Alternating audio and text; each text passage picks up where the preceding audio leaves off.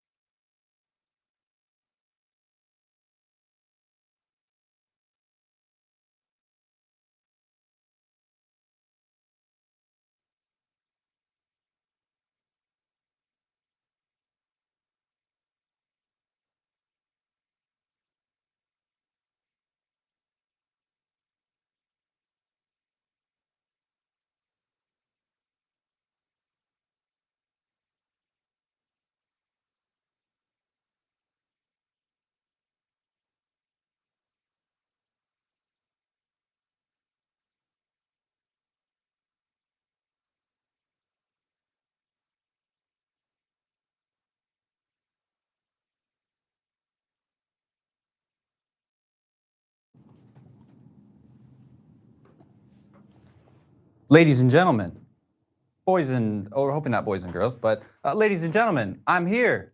I'm here. This channel's not totally dead. Hopefully you guys can hear me. Let me know in the comments if I am doing this properly. As a lot of you guys know, I've been away from the cameras. I've been away from doing some live streams for a little while, at least publicly, that is. And so I'm a little rusty, and there's a whole lot going on. I always make a joke that there's so much production that goes into putting these on, and I hope that you guys enjoy it. I feel like it's kind of par for the course. If I'm going to be teaching people how to do this for other people, I got to be doing it myself. So anyway, as always, we're going to let a couple minutes cycle through, but I got an action-packed agenda for everybody tonight. But it is a little free-flowing, and we're hoping just to answer some questions. A lot of you guys are studio owners or plan to be or are working towards it. And I want to be here as your resource to help make that possible. We luckily have a couple of TSB members already in the chats. And so hopefully you guys can talk to them, hear about their stories. We've documented a lot of people's stories through the community platform that we run. And so there's a lot of fun stuff. So I'm really excited about tonight. And let me see where people are tuning in from. And thank you guys so much. I always appreciate chatters in the comments. We got Sunset Labs. We got Podforge Studios. We got Antonio Photography coming in. Aaron. We got Blue 4 Media. Good to see you, man. Appreciate you hopping on. Zeke out of Phoenix. Appreciate that. We got somebody from Ireland, Nia, Rageworks, we got a whole bunch of people. No, you did not miss it. No, we're here. What's good? What's going on, guys? Loud and clear. There we go. I have no videos, no followers. We're working towards it, blah, blah, blah.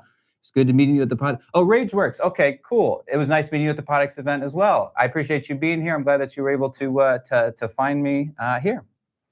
And again, I also, if your YouTube channel does not totally represent who you are, if I should know your first name and I don't, it's probably just because the things aren't linking up completely. But thank you guys for tuning in tonight. I really do appreciate it. And like I said, I'm really excited about what we have planned.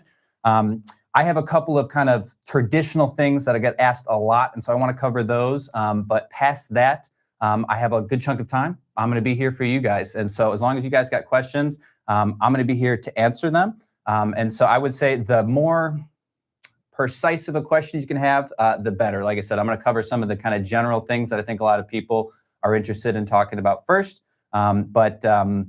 We'll kind of go from there. So you can type them out. It might take a little bit of time for me to get to them, but I'm going to try to get through all of them. So just hang on and we'll go from there. But let me hop real quick into a little bit of my deck here. A lot of you guys know this story, but I've been doing this a good chunk of time. Before I was into podcasts and content studios, I used to have a home recording studio. And in 2022, I started Chicago Podcast Studio. And that is really what gave way to all of this sort of stuff. I started that business as a side hustle and quickly started to grow that business. And that business was just, this business grew so much more organically than my freelance production company did. I mean, obviously I was doing okay. I was moving into a studio space and I was probably, right on the cusp of making 6 figures a year, but it wasn't really until I started doing the podcast studio and the content studio where stuff really just started working for me. And so shortly after that, seeing as I was one of the early guys to get kind of into this business, I had a lot of people, and through doing YouTube videos just like this, I had a lot of people that would reach out to me and want to, know what it's like running a studio and giving advice. And so those first couple of YouTube videos that I did that performed pretty well, I was just documenting it for me, and I thought a couple people might enjoy. And then as time went on, a lot of people learned that they were interested in the business, not only just from the technical, how to set up a 3-camera thing, how to work a switcher, how to replicate a setup like we had, but they wanted to know about the business side of stuff. And so that is kind of what gave way to TSB, which is the YouTube channel you're seeing now. And it's also a community that we host on Circle.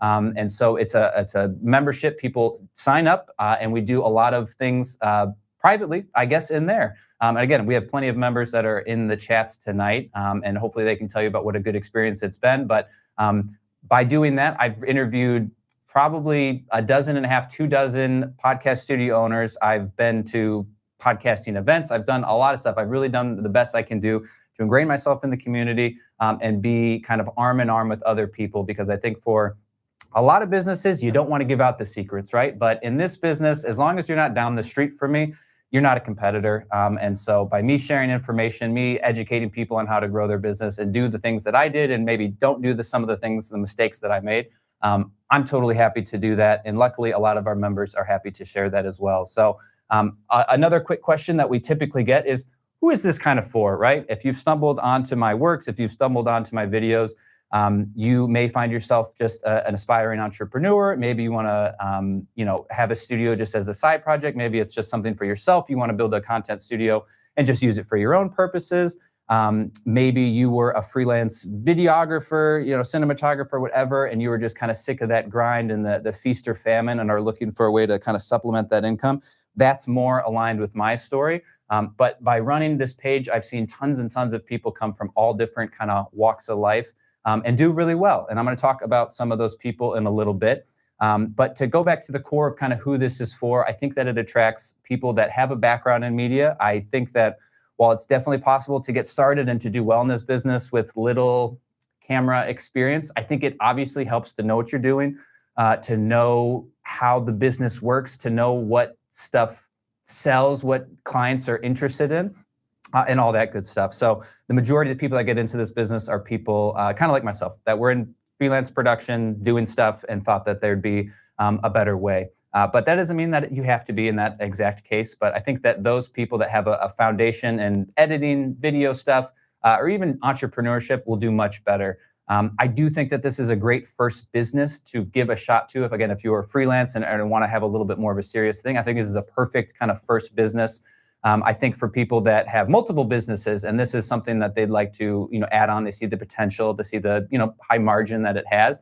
I think this is another great business. Again, there's some challenges by kind of not knowing how the sandwich is made, but through videos just like this, guys like myself, content like I post on my YouTube channel, you can find a lot of good stuff. Obviously, you could hire somebody to run it, but I think that this business can work for a lot of different people.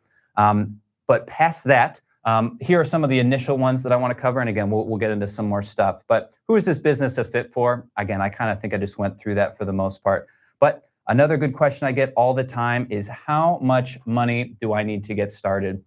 And I think that this question is kind of a little open-ended, right? And I always feel like everyone wants to hear the lowest possible number and to hear that, the 2 nickels I got in my pocket, I can make work. And while that is maybe possible, that's not what I'd recommend. And I think that I see a lot of people go into this business with very, very little and very, very high expectations about what they need to get out of it. And I think that's a mistake. When I took the plunge, I was willing to have kind of we'll call it a ghetto first setup, a little bit of a hodgepodge. It was treated as a side project, but it wasn't the sole thing I needed to put food on the table. I was still, making money and having my business doing offsite stuff. And so whether the studio, survived or thrived was it was an option. It wasn't a must-have kind of thing. And I think that helped, but it also didn't force me to kind of push the gas down as much as I probably could have. And so I've talked about it openly that, my first year, even my second year in business weren't, absolutely spectacular, ball busting years. But I've seen people within our community and people that have gone in with the right mindset, a little bit more can-do attitude and a little bit more just focus on, this is what's going to work. I'm going to be stepping away from this other thing. And it's gone really well for them. So the money question, again, it depends on how you want to do it. There are people that come in and rent out a big space. They need multiple sets of equipment because they want to be able to operate all the rooms simultaneously. That would be a larger lump sum of money. I think the appropriate, initial budget, and actually check this out, guys. I have even fancier technology. Look at this. All right. I think at a bare minimum, let's talk about 10K, right? 10K, what can you get for 10K? You can get a couple of cameras, you can get a couple of things. You can get some cheaper microphones and maybe use your house, your garage. Maybe you have a co-working space, or maybe you got a homie that owns a building and can really hook you up for a very little bit of money. I think that's possible, but frankly, not really enough to get a good situation going. So I'm gonna just cross that out, hope to not crush too many people's dreams. Let's talk about let's talk about 25K. 25K is a healthier budget. When I do studio builds for other businesses, that is usually what we ask for to build it out and do the equipment. The equipment part of that is usually probably between 15 and 20. And again, they're usually, it's a separate space within their existing office. So we're not, redoing their office. We're not, adding walls. We're not doing anything like that. That's kind of purely just a 3 camera, 4 microphone, 1 setup. I think that's a healthy budget for it, but I think let's even go a little bit further. If you were like, hey, I have some money. I already have a business. I've been growing, and I want to make a serious plunge at this. I think a budget closer to 50 would be a better starting point. That gives you space to get high quality equipment, be set up, maybe have 1, 2 sets, decorate the office or the space a little appropriately, have money for some of the tech stack, some of the softwares that you're going to need, and then a little bit of runway for the business itself. I highly encourage people to do kind of shorter lease terms and stuff like that. It's, very common with commercial properties to want to have 3, 5, 10-year leases. There are definitely people that will do less. A year is pretty typical, and that's what I started with. And we've been here now for 4.5. So I think 50 is a closer budget. If you have even more money than that, great. But I think that should hopefully kind of just set the tone as far as an initial kind of budget to get started. Now, before I continue to rant too much, I want to continue to kind of look at the chats here. Again, I don't want to try to miss anything. Will this be posted for a rewatch? Yes, it will be. It's going to be recorded, guys. At least YouTube better be recording it. And then it will stay live on the YouTube page. And then anyone could do anything that they need to do there.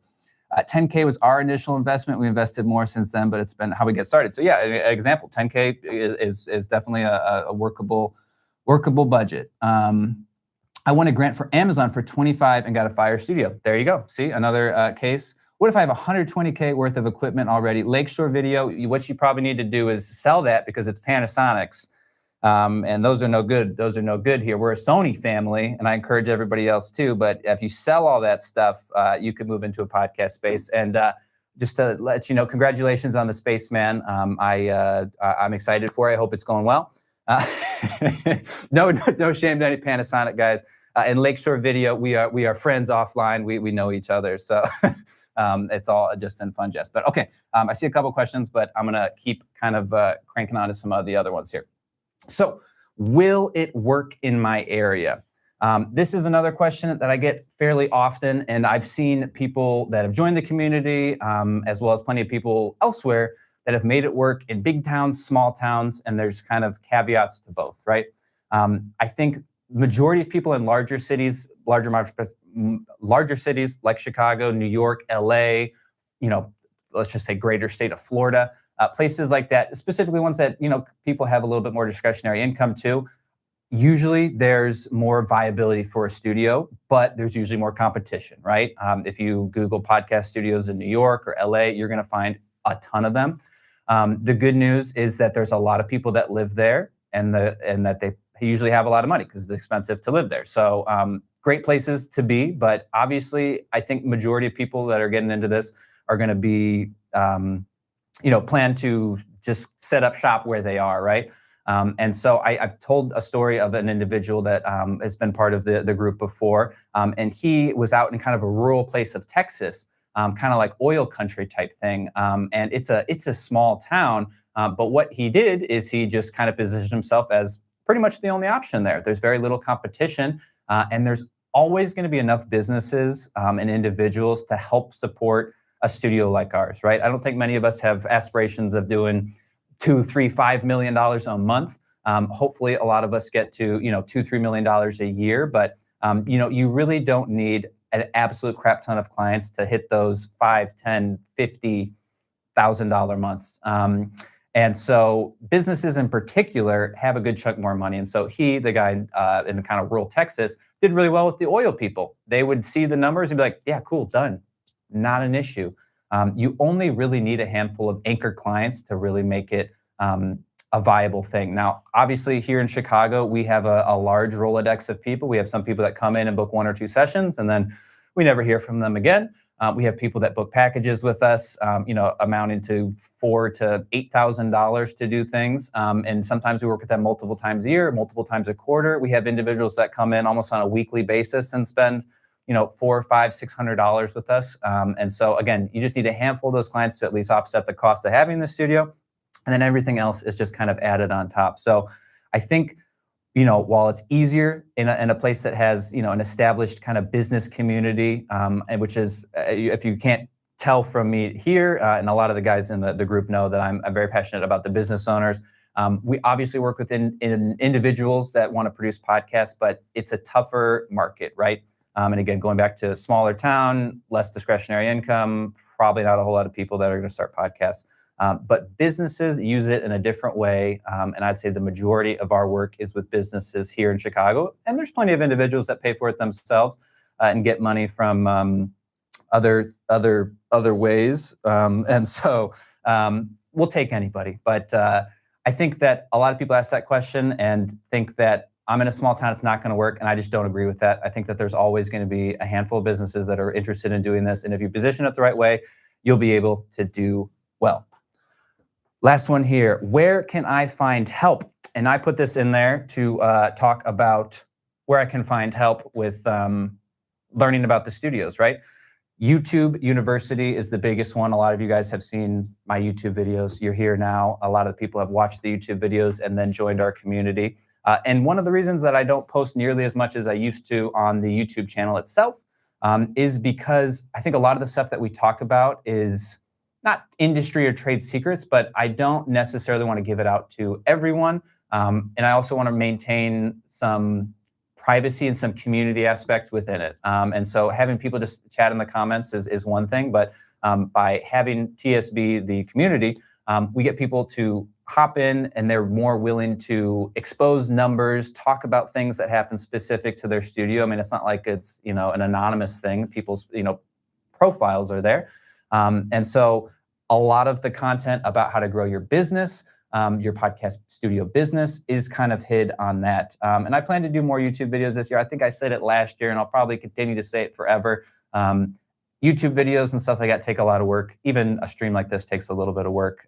But a lot of the time and attention that I put towards creating content like this, helping out other studio owners, does go into the studio business. And so stick around. There is a special offer just for today that we're going to be offering to people. But if Damien's in the chat, he can drop the link. You guys can check out the page. I'll leave it to a soft pitch for now. But we, like I said, are doing a special deal just for today, those that are on the stream now. I'm going to put this in here for now. And then, like I said, I have a couple other questions that are built in case there's nothing great that pops up. But take a moment. I'm going to go back and start going through some of the questions that were already posted. But then, yeah, we'll hop in. So I will do that. And let me scroll back here. And I'm going to try to go kind of in order here. And so, Aaron, I wish I could put these on the screen. Is there any way to do that? Pin message. Maybe I can pin it. Okay, we'll try that. Aaron says, I have a technical question. We've somewhat replicated the setup with the FX30s mounted on the Elgato wave arms, but there's an inherent amount of shake when the desk is nudged. Any ideas? This is like one of the, I think, the biggest things that comes around to bite me in the butt, right? We, as you can even see in this photo there, yes, Megadesk, I'd like to think was my creation. And I think I hyped it up that the Elgato arms were perfect and that there was no drawbacks. And I wish I would have gone back and done that video a little differently, or put at least a notion that, like, if you don't have support under them, or if you don't kind of leave them collapsed, they do shake. And so that was something I learned pretty early on. I thought it was a better idea at first, and then, yeah, noticed that the shake was a thing. And so what we do at our studio to help combat that is we essentially leave them collapsed. I don't have one here to display to you, but instead of having them stretched out, they just kind of sit on each other on the desk. And with FX30 specifically, turn on image stabilization. And if they are collapsed on the desk and then you're delicate around the desk, you're not smacking the table, we see that there's really no problem with it whatsoever. If we do need to boom them out to get a little extra reach, extra further, extra distance between the cameras, we have a device that we essentially put under there as like a little monopod support system, which is not great, but it also saves us from having the tripods there. And still leaves us with that quick kind of, going back and forth that comes along with having the Megadesk, because, again, we switch between sets quite often. So that is one of the things that I have, yes, I felt like it was a mistake to do. So good, Aaron. Again, hopefully that helps out a little bit on how to do that. I'm coming from this. I have no videos or followers. Just do a space on this. Makes sense. Let me see. Like I said, I'm scrolling down from the top here, guys. So let me get to it. But okay. Replace pinned thing. Okay. This is from BK Chandler. It says, what is my first step to finding a commercial space? So I think, as I alluded to, if you go to a website like LoopNet or Crexy, I think that might be more of a Midwest thing. LoopNet, I don't think is. I think it's more national. But what I have found, and what a lot of other people have found, is if you post, if you go to LoopNet, there's usually big commercial properties or properties that are, again, looking for larger lease commitments, doing build outs, things like that. The deal that we found at our studio space here was, I think I just found their management company. I was driving around this area and I saw that, everybody's got a plaque on their door on the side of their building that says managed by. And so I looked up that, found this company, and they don't post any of their open availabilities on any sort of site like that, because I presume those sites, make money or it costs money to post up there, blah, blah, blah. And so I think there are plenty of management companies that own buildings that are interested in leasing to people, but don't want to go through the rigmarole of putting it online or putting it on some platform and do. And so I would look for companies or management companies specifically. Don't just look up like commercial property in, my hometown. Look up like commercial management companies, or again, even just ask around, drive around, go to a place where, where you might want to be, and just start looking at the buildings. You usually find that it's, again, some company manages it. You can look them up and then see if they have listings, and you usually have to reach out. Even with this company, the active listings they have are not very active all the time. And so when this unit that we're in now was up for dibs, I had to like basically bust in and be like, hey, I see this unit's vacant, can I have it? Because some of these companies, it's not their thing. So my advice to you, first step is Google around, drive around, go to some places and talk directly with the management company, and then be clear with them that you're not going to be doing a 3-year lease unless you feel totally passionate that you should be. I did a year. I think 2 years is okay too, but I always hesitate when people want to do too much more past that with something new. But good question. Okay. All right, this is Lion's Den Studio in Jersey. Does CPS and podcast studios in general experience a lull during the winter months? This is our first winter, and it's definitely been quiet. We used to, I would say. This past year, we didn't as much. God bless. And it's been good. I was telling my engineer that works with me that I was like, yeah, usually around like November, December, it starts to slow down a little bit. And he, at the end of December, is like, yeah, when was that slowdown going to happen? Because it was like packed.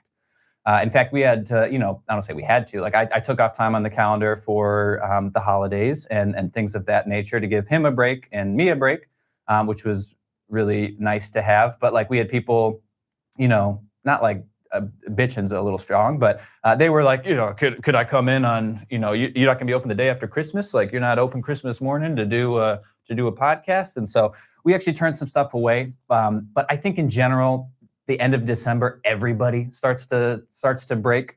We usually hit the ground running pretty well in January, because I think January, again, at the end of the year, everyone's like, done, I'm not starting anything new, blah, blah, blah. But come January, usually it's like new year, new me, and we get a couple more emails from businesses that it's like, I know we talked about doing this 8 months ago, but now we're really ready to do it. So if the last couple of months were a little slow for you, do not fear. I think you got good stuff going on, and we can and you can capitalize on that too. Lakeshore Video, is this actually live or pre-recorded? How dare you? I've never done, I don't think, a pre-recorded anything. So no, we're live, baby. This is live from Central Florida. Here we go. Again, I'm just keep going through here. Oh, Brandon Johnson. From Central Florida area here and a fellow TSB member, I appreciate you, Tom. Love the new format approach. I'm glad that you like it.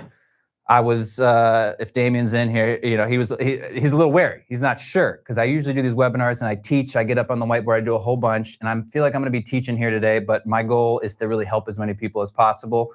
And if I could just kind of rapid fire questions, hopefully that would be better than me giving this whole speech about here's how to build a sales funnel and stuff like that. And I can hopefully just get a couple of different things all together. So keep going through here. What if you have this? Couple of people just talking about the starting out things. I found I am about to buy some extra equipment. I already have a Sony a7 IV, lights, and Rodecaster Pro 2. Perfect. Okay, Coach JT. Coach JT, how can I work with you one-on-one? I'm looking to start a video, audio, visual studio. Good question. I can... you know what? I guess it's not too weird. Hang on a minute, everybody. Let me do this.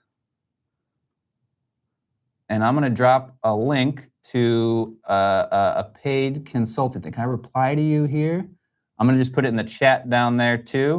Don't abuse it, guys. Don't everybody just start doing that at once. And I will say, Coach Jay, that by joining the community, which is, I'm going to just break the ice here, is going to be less than the price to get me for an hour one-on-one on the phone. You're going to learn a lot, and I'm usually happy to talk to people one-on-one once they are part of the group. So don't want to push you to do it, but it'll be better for you if you just join the group opposed to doing that. But for anyone that is like, I want to talk to Tom, I don't want to do any of that other stuff, the link is right there. You can book a call with me right now.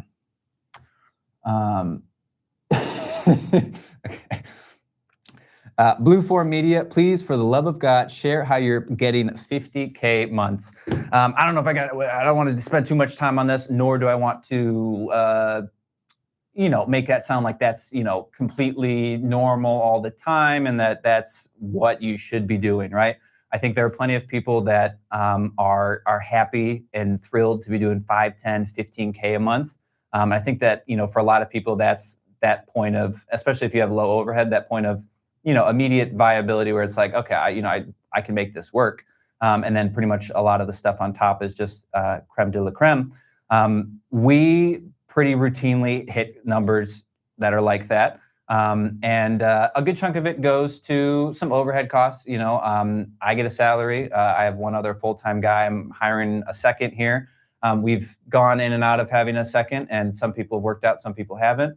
It is Chicago, so I do pay a good chunk for real estate, and then I'm pretty big on reinvesting into the business. And so again, I can't see it, but I got a lot of crapola sitting around me at the end of the year. Bought a couple of new cameras, some other things. We just bought some furniture upgrades. We had a bunch of people whining about how our chairs weren't, and by a bunch of people, it's like 2, but every session they'd be like, these chairs are so uncomfortable. He was French, and he would say it in this French accent. And so we bought new stuff, nicer, like actual leather couches and things like that. So, and I'll also say that I've just been doing this a long time. I've been in this 4+ years, and I wasn't hitting 50K months until I was in my 3rd. So it takes time, but it's definitely possible. And we could talk more about that at another time here. We use Sony and Panasonic here. My co-founder is a Panasonic guy. Again, I have no actual hate for Panasonic, but why is the real question. So here we go. Let me keep hopping here. This is Caitlin Cass Creations. How do you get people to decide to rent a studio to record rather than doing it free at their homes? Good question. I think, to me, the value is clear, where it's not only by coming to the studio do you get a higher quality production, which I think matters. I think to a lot of people, if you were just going to do audio and you just want to do an audio podcast, right? Do it at home. Do it at home. Put yourself in a closet, or you can buy some cheap microphones, or even get a little Rodecaster Duo like I have over here, and spend a couple $100, and you'd be off to the races. I think what makes it challenging, or where the value comes in, is by doing it in a video perspective. By adding 3 cameras, 3, sometimes 4 cameras to a production, there's massive costs associated with that. And there's also massive space requirements that a lot of people don't have. And we see it all the time where people come into our studio and say, like, oh, I used to produce at home, but like, I set up the cameras, I did all this, and then I realized I didn't hit record. And we talked for an hour, and he's like, I'm never going to do that again.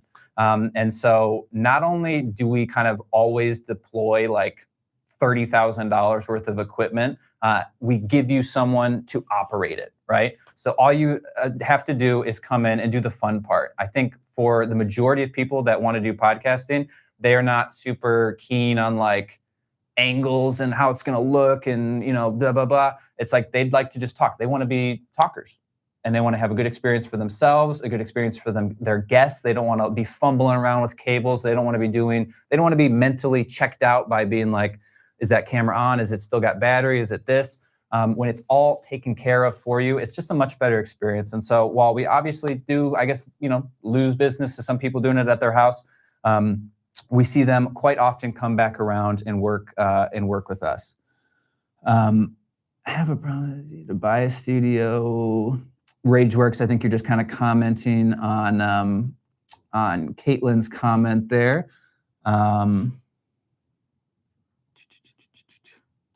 Let me see. Okay, we're getting to a good chunk of them here. Hopefully you guys are enjoying this here. Like I said, I have some other kind of pre-done ones that I'll hop to, but I want to just hop to some of the initial ones there. Panasonic has better colors, it's crazy. Okay. Have you, let me, oh, I think it skipped. Give me 1 second, guys. I'm going back. We're going back. Rageworks, blah, blah, blah.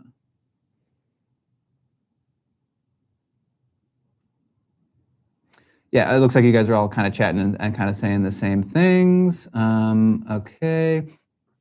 What would you recommend? And this is Joe H. What would you recommend to a studio which already has LED wall installed to go virtual production route or podcast studio?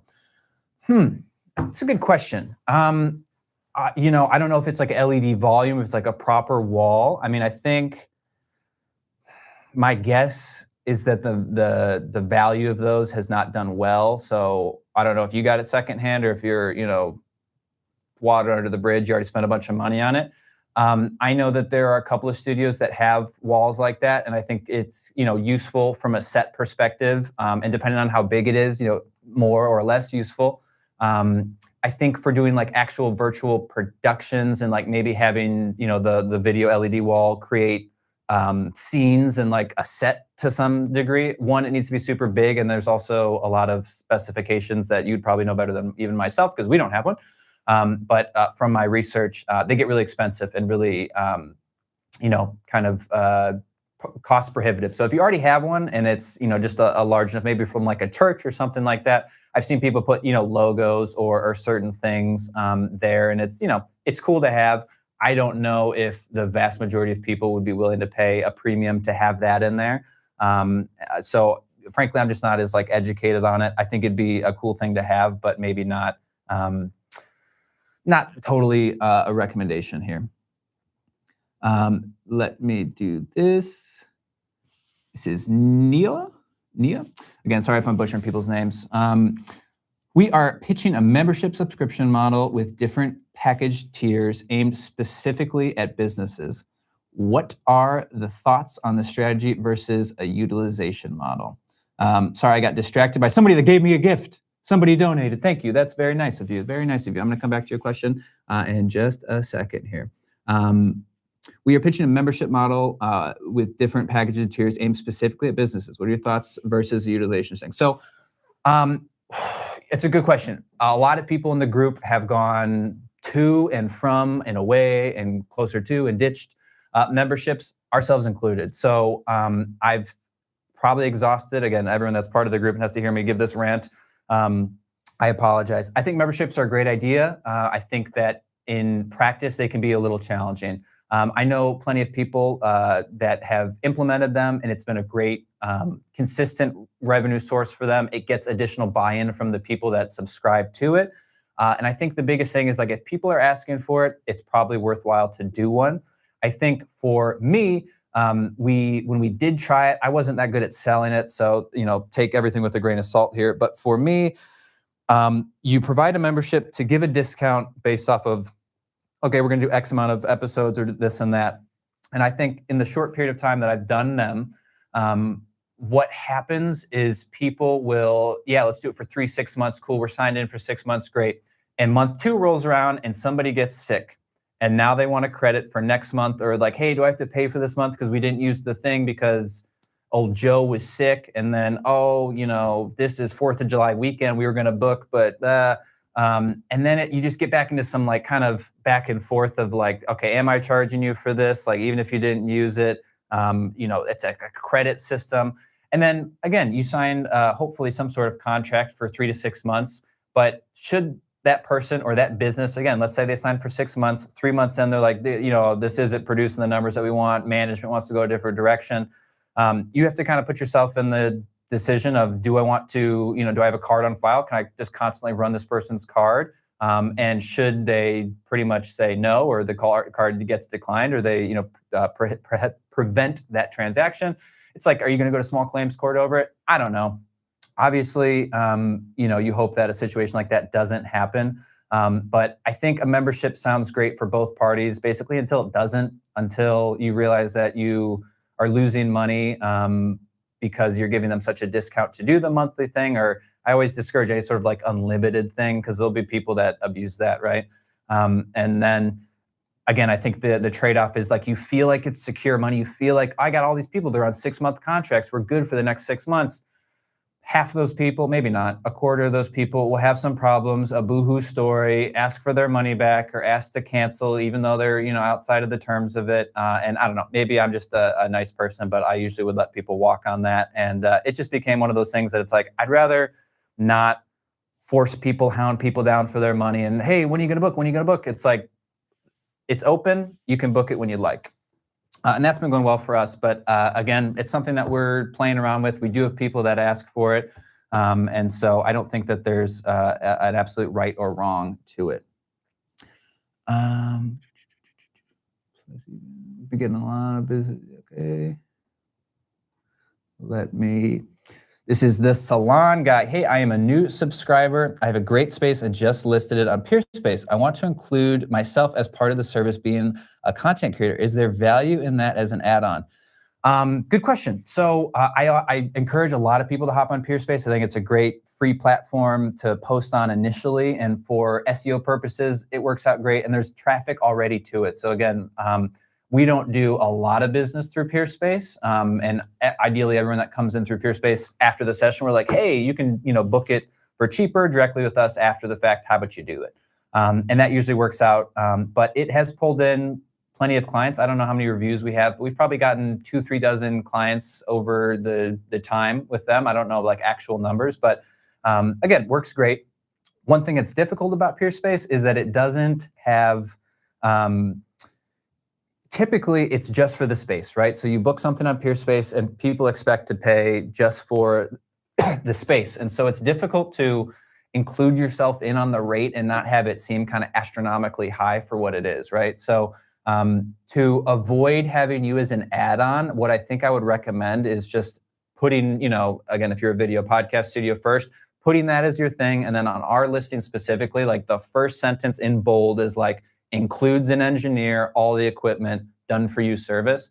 And then we put just the hourly rate that's similar, the exact same price as our website too, which again, hopefully will make it literally cheaper for them and easier for us to not lose the 20% through Peerspace. So we don't offer it anymore. When I was early on, I used to do it like that, where you could just book the space and nothing else, whatever. But to me, it's like you still need to be there, right? I don't want to open up the studio and have somebody in there and me not, supervising. And so it's like, I'm going to be there anyway. Why not put me to work? And so there's no way to just book our studio just for the space itself. It always includes somebody from our team. Whether you want to use this or not, that's on you. But yes, I do recommend Peerspace for people. And I hope that helps the salon guy. I love the subscription model, a genre. Let me pin this. Podforge Studios, are you sticking to 1080 Are you sticking to 1080 resolution or trying to move forward with 4K? I am looking into YOLObox Extreme to save 4K video and offer that. Another great question. Thank you guys for bringing all these in. I was a little worried that people might not have questions, so I'm very glad that you guys have been bringing them. Interesting that you mentioned that. YOLObox actually has reached out to the channel and is going to send us a unit. So they're going to send us a 4K Extreme to test. We will be doing a video for it, and we'll be kind of posting our findings.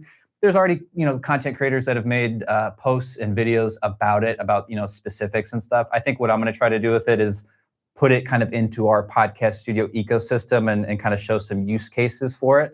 I think the biggest question for me, and again, I haven't looked into it enough, is just the reliability of it, right? I think we've heard some stories or even been in a situation with, we're predominantly an ATEM family here. And the last thing you want to have is files go missing or problems with them. And so I'm not saying that the YOLObox has had any problems like that, but to my understanding, the main reason that ATEMs and the Rode Videocaster, all that sort of stuff, don't offer ISO 4Ks is more of a hard drive SSD write speed issue than like a processing computing power thing. And so there's really not a whole lot of great 4K switchers on the market.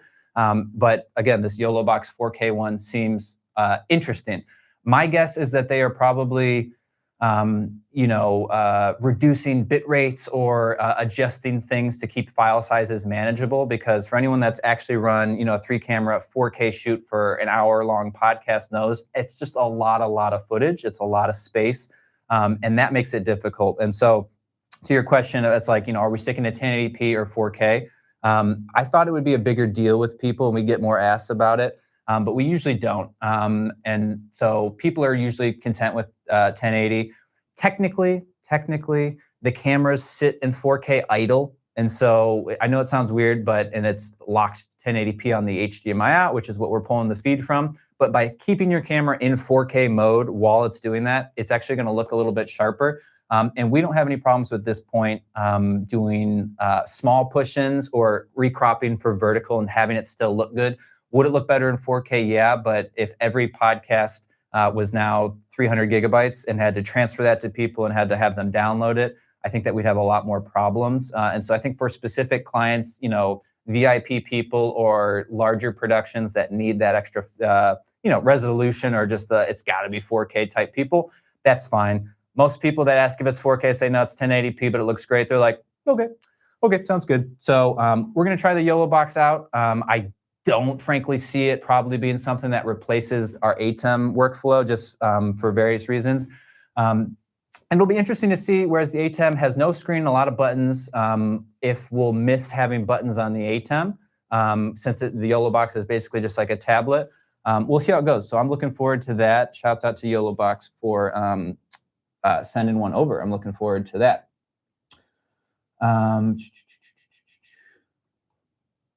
Continuing on here. Again, hope you guys are doing well and enjoying things here. Okay, Blueform Media again. Do you have ads running for your studio constantly?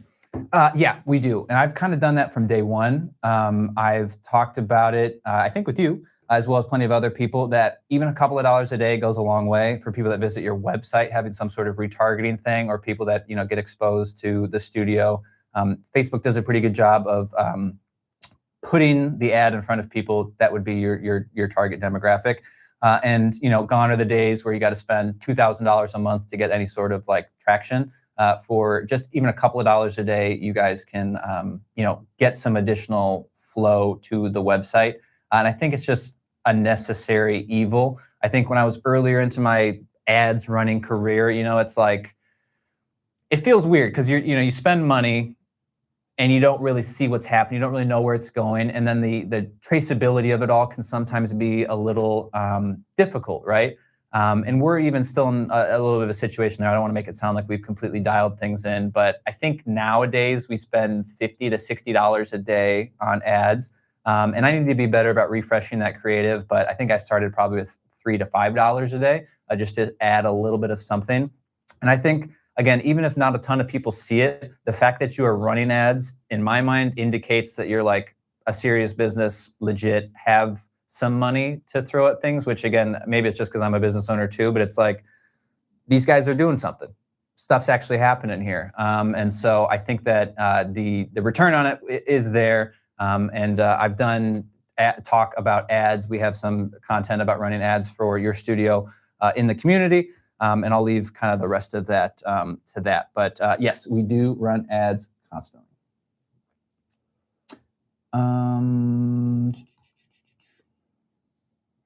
Digital Results TV, apart from ongoing podcast episodes, what else has worked well for getting ongoing rebooking clients for marketing content? Ongoing funnel videos, story-based videos, company videos, etc. You know, I don't think that we really push for a whole lot of other things. I think for better or for worse, have never been the best salesman about like trying to up people, trying to like, oh, well, you bought this, so you're definitely going to like this type thing. The businesses that come in, the majority of them will book podcasts. We work with a lot of agencies or individuals that sometimes will come in and just film what we call general content. And so it would be, you know, maybe even stuff like this. Anything outside of podcasts, and they wanted to host a live stream for their YouTube audience and didn't want to have all this crap at their house or have the ability to do it, they could come in here and we have a job this Thursday. Somebody is running a paid live stream. I believe that he does coaching for, I want to say like therapy clinics. And they are paying us $4,000 for the day to come in, and it's, you know, it's going to be run pretty similar to a podcast. He just wants to have it look nice. So they're going to host it on Zoom. People pay. We'll have 3 or 4 cameras going, you know, deck sharing. It'll be definitely more of a production, but people pay for that sort of thing. But again, he came to us with that idea. I wasn't necessarily pushing him to do it.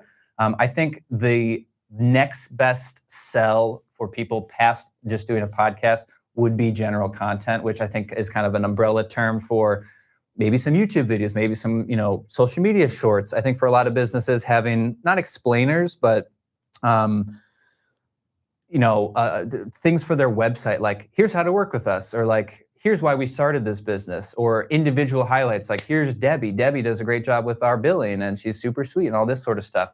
We've had people that have done that, and so again, I don't want to say I'd hesitate, but I would just I'd roll with what people are asking for. If they want to keep doing podcasts, keep some on podcasts. If you think that they would benefit from something else, absolutely bring it up. I guess I just don't go out of my way to be like, have you ever thought about hosting some crazy workshop or something like that? I probably should be better about it, but I don't. Cool. We've done a one-on-one with Tom, and it was extremely helpful. Blueform, you sure did. Thank you. I do appreciate it. I'm glad that you're here here today as well. You've had a lot of good questions. I appreciate that. All right, Austin, this is footage delivery. Do you pre-process the footage or provide that as an option? Camera switching. Good question. What we do at our studio, which is slightly different than I think of how a lot of people work, is we do essentially straight from the board. So what that means, hopefully it won't get too technical, but cameras feed into a Blackmagic ATEM switcher. We have an extreme version. We have an ISO, extreme HDMI ISO, as well as an SDI option upstairs because we have Blackmagic cameras and need longer cable runs. What we deliver for our base rate is just the live cut. And it's not so much to be petty because we don't want to give the footage to them. It is, one, because of that file constraint. Even at 1080p with kind of reduced settings, an hour-long podcast ends up between 10 and 15 gigs just doing the live cut. And we do live cuts all the time. And so to me, we're pretty damn good at doing it. And most people are happy with that result. Should you want to have ISOs, as in the individual camera files, in addition to the live cut that we do in real time, cutting between people, we charge a small fee for it. And so that helps us with the physical storage. It also helps with the upload time. It takes longer to upload, you know, again, maybe 100 something gigs, 150 gigs, which is still, again, 150 gigs for a 1080p hour-and-a-half long podcast is just a lot. And a lot of people usually complain on the other end. We have fast internet here, but everybody wants 4K, everybody wants big files and all the max res until they have to download it on their Boost Mobile Wi-Fi. So we try to keep it as easy as possible. And so we just do that live cut, and really a lot of people are happy with that. Again, if you do want the ISOs, we will upload them. Or you bring in your own hard drive that needs to be a specific hard drive that works with our system, we'll do it for free. And so, yes, as to kind of tail off the 4K thing too, we're still 1080, and that's easier. You asked about post-processing or pre-process the footage or provide it as an option. No, we don't do anything. So we essentially take that live cut, we fade up from black. The audio is already married to the video. It goes in directly, I guess kind of like it is here now. And you get left by hitting stop with a ready to post thing. Again, obviously there's no editing involved. If you wanted to add stuff or delete stuff, you'd have to do that. But we do have clients that take the footage that we give them and upload that straight to YouTube. Or again, a lot of clients are just harvesting for clips and they don't really care about the long form thing and just take it that way. But that makes our life easier, and a lot of people value that too, opposed to, okay, here's all this footage, but now you got to restitch it together. I think a big value for us, and what I recommend for a lot of other people, is to do that live cut. Again, it goes back to that peer space thing where it's like, if you're going to be sitting there monitoring and making sure stuff's going well already, you might as well just be hitting 1, 2, 3, 1, 2, 3, and doing the old live cut for them, because there's just no harm. And I think it's a big value add for people.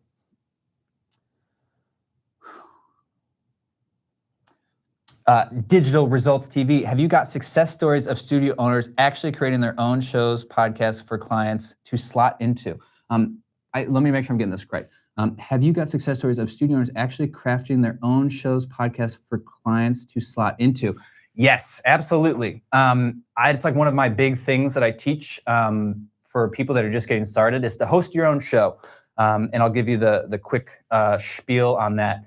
For people that are just starting out, it will help you get potential leads. You interview other businesses in the local area, ideally ones that are qualified and would be interested in doing that sort of service. So maybe not your neighborhood plumber, but your local marketing agency, your head of the realtor association, people that could hopefully drive in some other leads.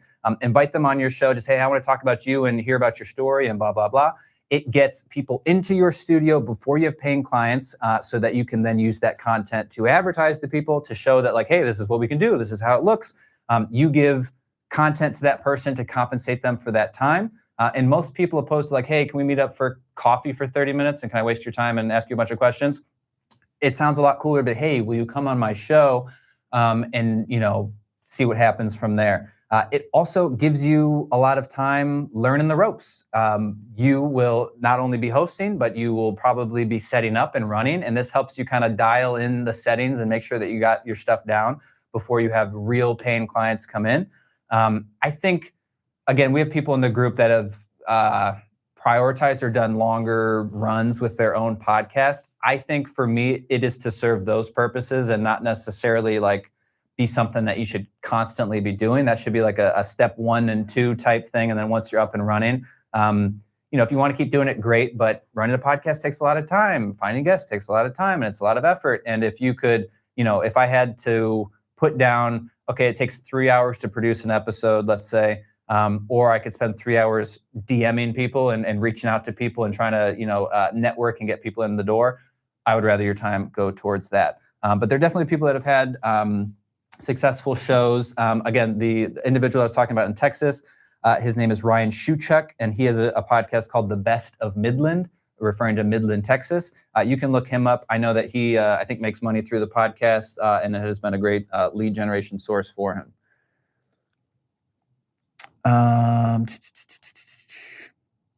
Continuing right along here. I think, hopefully. Sorry, guys, I'm still getting down to the bottom, so I appreciate you guys hanging on here. Hopefully you're enjoying it. I might take a break and read some other comments, and I'm actually lost now. Where do we go? Okay, Drew, we're getting to your question here. What do you think about a cloud wall? LED lights under cotton with acoustic panels, cloud builder on the around the panels, not on them, as a background for clients. I've seen stuff like that on the ceiling for people, like a cloud thing. I think I could fucks with it for a set. I've never thought about it, really. But you might be onto something there. I mean, we all know that we've all done one too many sets with the wood panels, and you had a couple of plants, and we all kind of chuckle about it now. But it's like I'm I'm out of ideas for coming up with sets. And so I like that one. I like it. It feels different and something a little new. And, maybe, I don't want to say lean into the feminine thing, but cloud, pink, fluffy might be maybe a play there. I will say that we kind of made I don't want to say a misstep, but as a man, I find it somewhat difficult to put my head in a woman's body and be like, what would I want my set to look like? But last year we introduced a different set that was kind of geared towards women called Aura. It's white, panel like fuzzy chairs and just kind of bright and white, and it's a hit.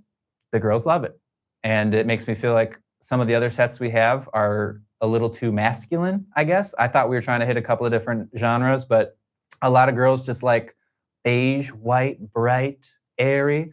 And so think about that. Because again, a good chunk of our clients are women. So I like it.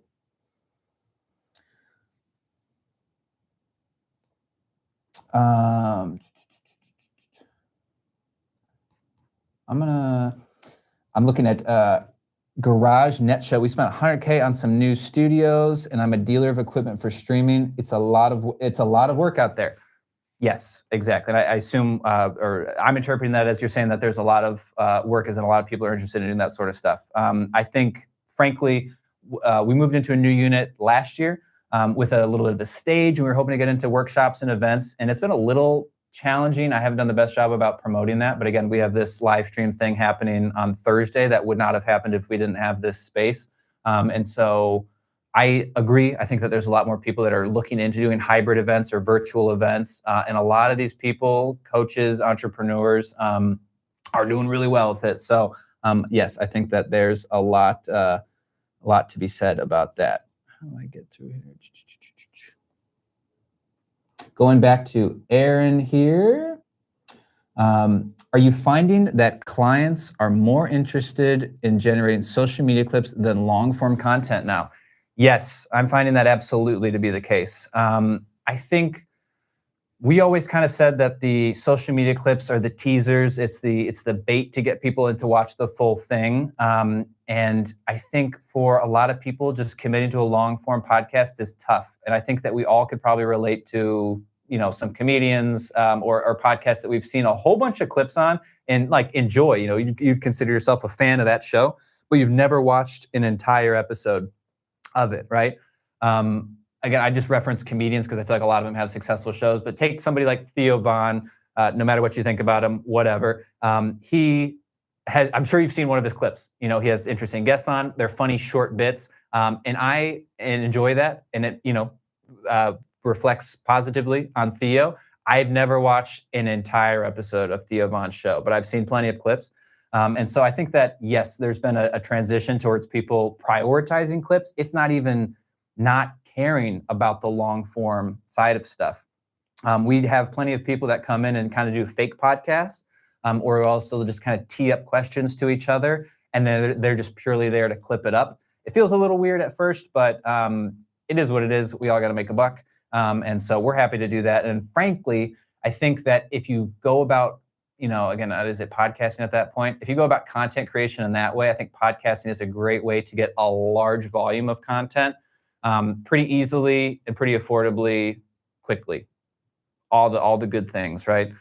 So yes, we are definitely seeing a trend towards that.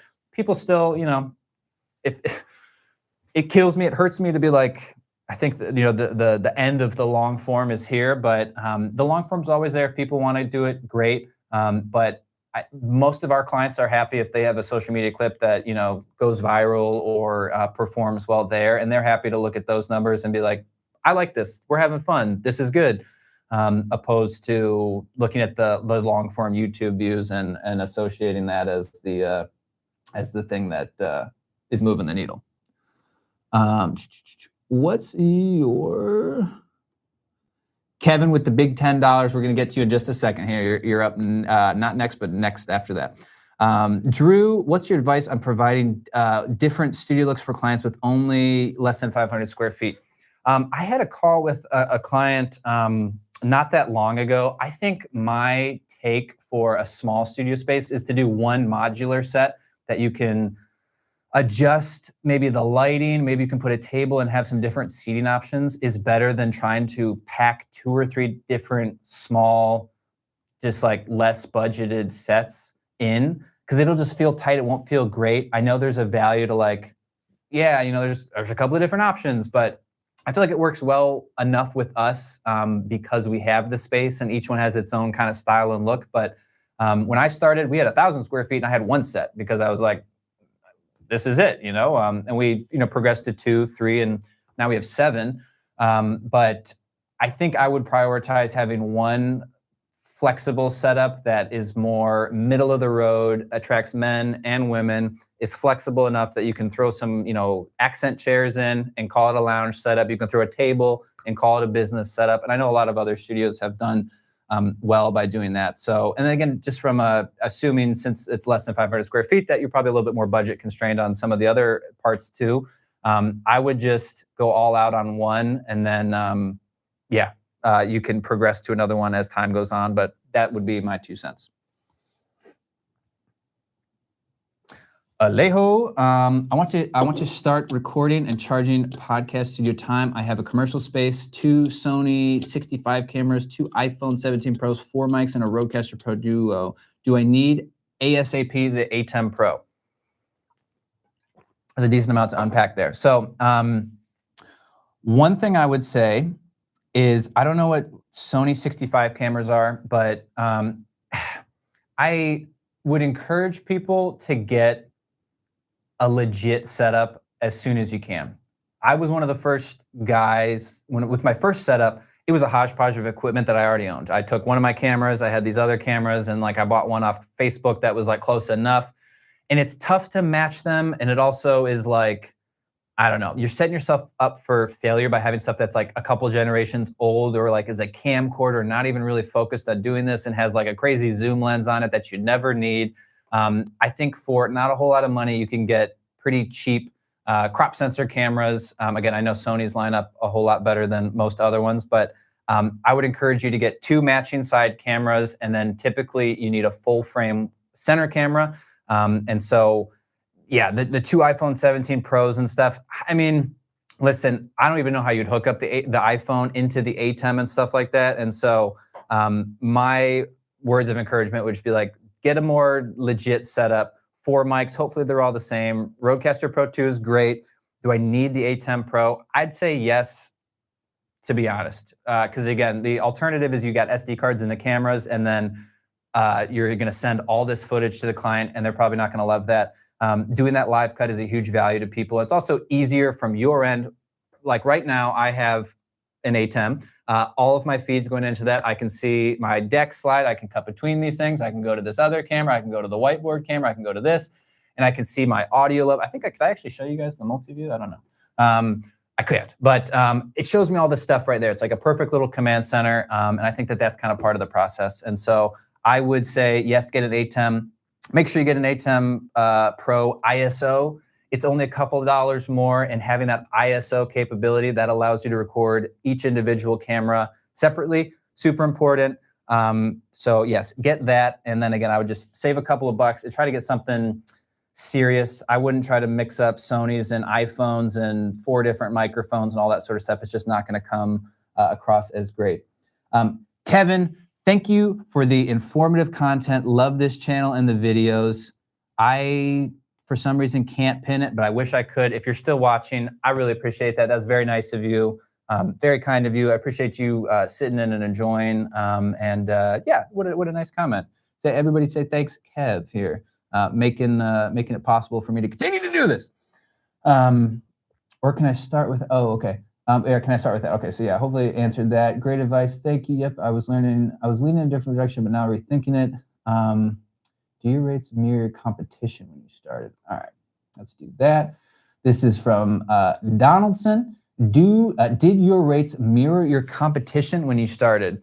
I'm going to date myself a little bit, but there was not a whole lot of competition when I started. I remember when I was like looking into doing this, there was like 2 or 3 other studios in the country that I felt like were shooting in the direction that I wanted to, which was essentially like this kind of not no frills, but no bullshit, no like, you gotta like, I didn't want to just have a podcast room. I wanted it to be like a turnkey. You book time online, you come in, you record, you leave, we give you the footage, we're done. I didn't want to have it like typical video projects where a company approaches you, hey, we're thinking about starting a podcast. Cool. And then you go back and forth and you do the tour and you do all this sort of stuff. I wanted it to be very easy and very simple for people to understand how we did, what we offered, what we didn't offer, so that they can make an educated decision right on the website. And very early on, that did well for us. And so our studio operates essentially open to the public. You can go on our website, you can book studio time, we'll be ready for you. You show up, you go home. We really don't need to know much about you or the business or the podcast and what you want to talk about. All we need to know is who you are, your contact information, how many people we should be set up for on camera. And then it's kind of like, we're just ready to rock, and you could talk about balloons or whatever else for your time. It doesn't matter to us. And I think that, yes, to kind of go to your thing, to go back to your question, there wasn't a lot of transparency on rates like that. There were still a lot of companies that were, inquire about it, which I didn't do. I landed, I think originally at $200 an hour, and I think I was, or maybe it was like $250 for 90 minutes or $300 for 90 minutes. We've just recently switched to $375 for 90 minutes. I won't go into the 90 minutes versus an hour thing too much, but I'll just say that 90 minutes for me has been a good sweet spot, that it gives people about an hour to record. And ideally the whole session takes 90 minutes. I feel like if you give people an hour between showing up late or early, staying late, running over or whatever, it just causes problems. 90 minutes has been a sweet spot for us, and it gets a little bit more buy-in than people that we're just going to be booking for an hour anyway. But I think that rate is pretty industry standard, more or less, at this point. There are people that are a little bit more expensive, people that are a little bit cheaper, and then there's definitely people that offer additional add-ons and services, or kind of charge for certain line items. A lot of it we don't do for, we don't charge additional for. So, for example, like if we have 3 guests on and everybody wants to have their own camera, we have a 4th camera, we put it in there for free. We have a teleprompter. It's not active right now, but it's what I'm looking into right now. And if somebody needs to use that, we just give it to them. Not a big deal. The only things we charge for are edits and then ISO files if you want to have those sorts of things. So, and then to kind of I guess go a little bit deeper on the rate side of stuff. You don't want to have a race to the bottom. Just because somebody else down the block charges $100 an hour doesn't mean that you won't be successful charging $200 or $300 an hour. And there are always going to be clients that are totally cool with $300 an hour and would view $100 an hour as like, what am I missing? Something's not right. And I feel like we even experience that here at our studio, which is, I'd say, pretty nice. We work with some businesses now that are large companies, and then we quote them or we tell them it's going to be this much, and they're like, I can tell on the call that they're like, it should be more. Like, this feels like too cheap. Am I missing something? But then on the flip side, we have everyday podcasters that podcast with us, and it's like, it's clearly a lot of money for them. And so you kind of go back and forth. I don't think that reducing your prices is the best way to attract new clients. I think people that are doing this want high quality, they want the value, and are willing to pay for it typically. So I wouldn't. I mean, obviously, you got to base it a little bit around your competition, but I wouldn't, if you got 1 or 2 people that are a lot cheaper, a lot more expensive, do what feels right to you, run your own numbers in your head about how much you'd like to make, what you think your time's worth, and go from there. Whew. All right. Hope you guys are enjoying this. I feel like I'm just sitting here absolutely ranting, but I hope that you guys are enjoying. Again, I'm going to make one more little thing at the very end here, but I highly encourage you guys have been enjoying this. These are the types of discussions that we have all the time in the studio business community. And I will get, I'm going to do it here. I'm going to put it in the chat here. You guys can check out the page. And again, we're running a special deal tonight only for new members. But essentially, TSB is a community where people like yourselves, studio owners, hop on in. It's a platform. It's not a Facebook channel. It's not a Discord. It's its whole platform. It's got a mobile version, all this sort of stuff. It's very similar to School, if you guys are familiar with that. But there's a constant post section. There's a lot of resources. There's probably 25, 30 hours worth of content on there. There's a whole bunch of one-on-one interviews with other studio owners, some of the ones that are in the chat here tonight. We do that series fairly often. I do a lot of what I call hot seat coaching. People that are part of the group, we sit them down and we go through some of the numbers with their business, some of the problems that they're experiencing, and then do kind of a live call similar to this for community members exclusively. So there's so much cool stuff that, again, I just have stopped posting on the main channel for and now host there. And again, tonight is the cheapest it's I think ever been. I think it was actually a typo from the team that helps run TSB. But if you guys are interested and if you want to join this, I highly encourage you to check it out because it is where you get more stuff like this.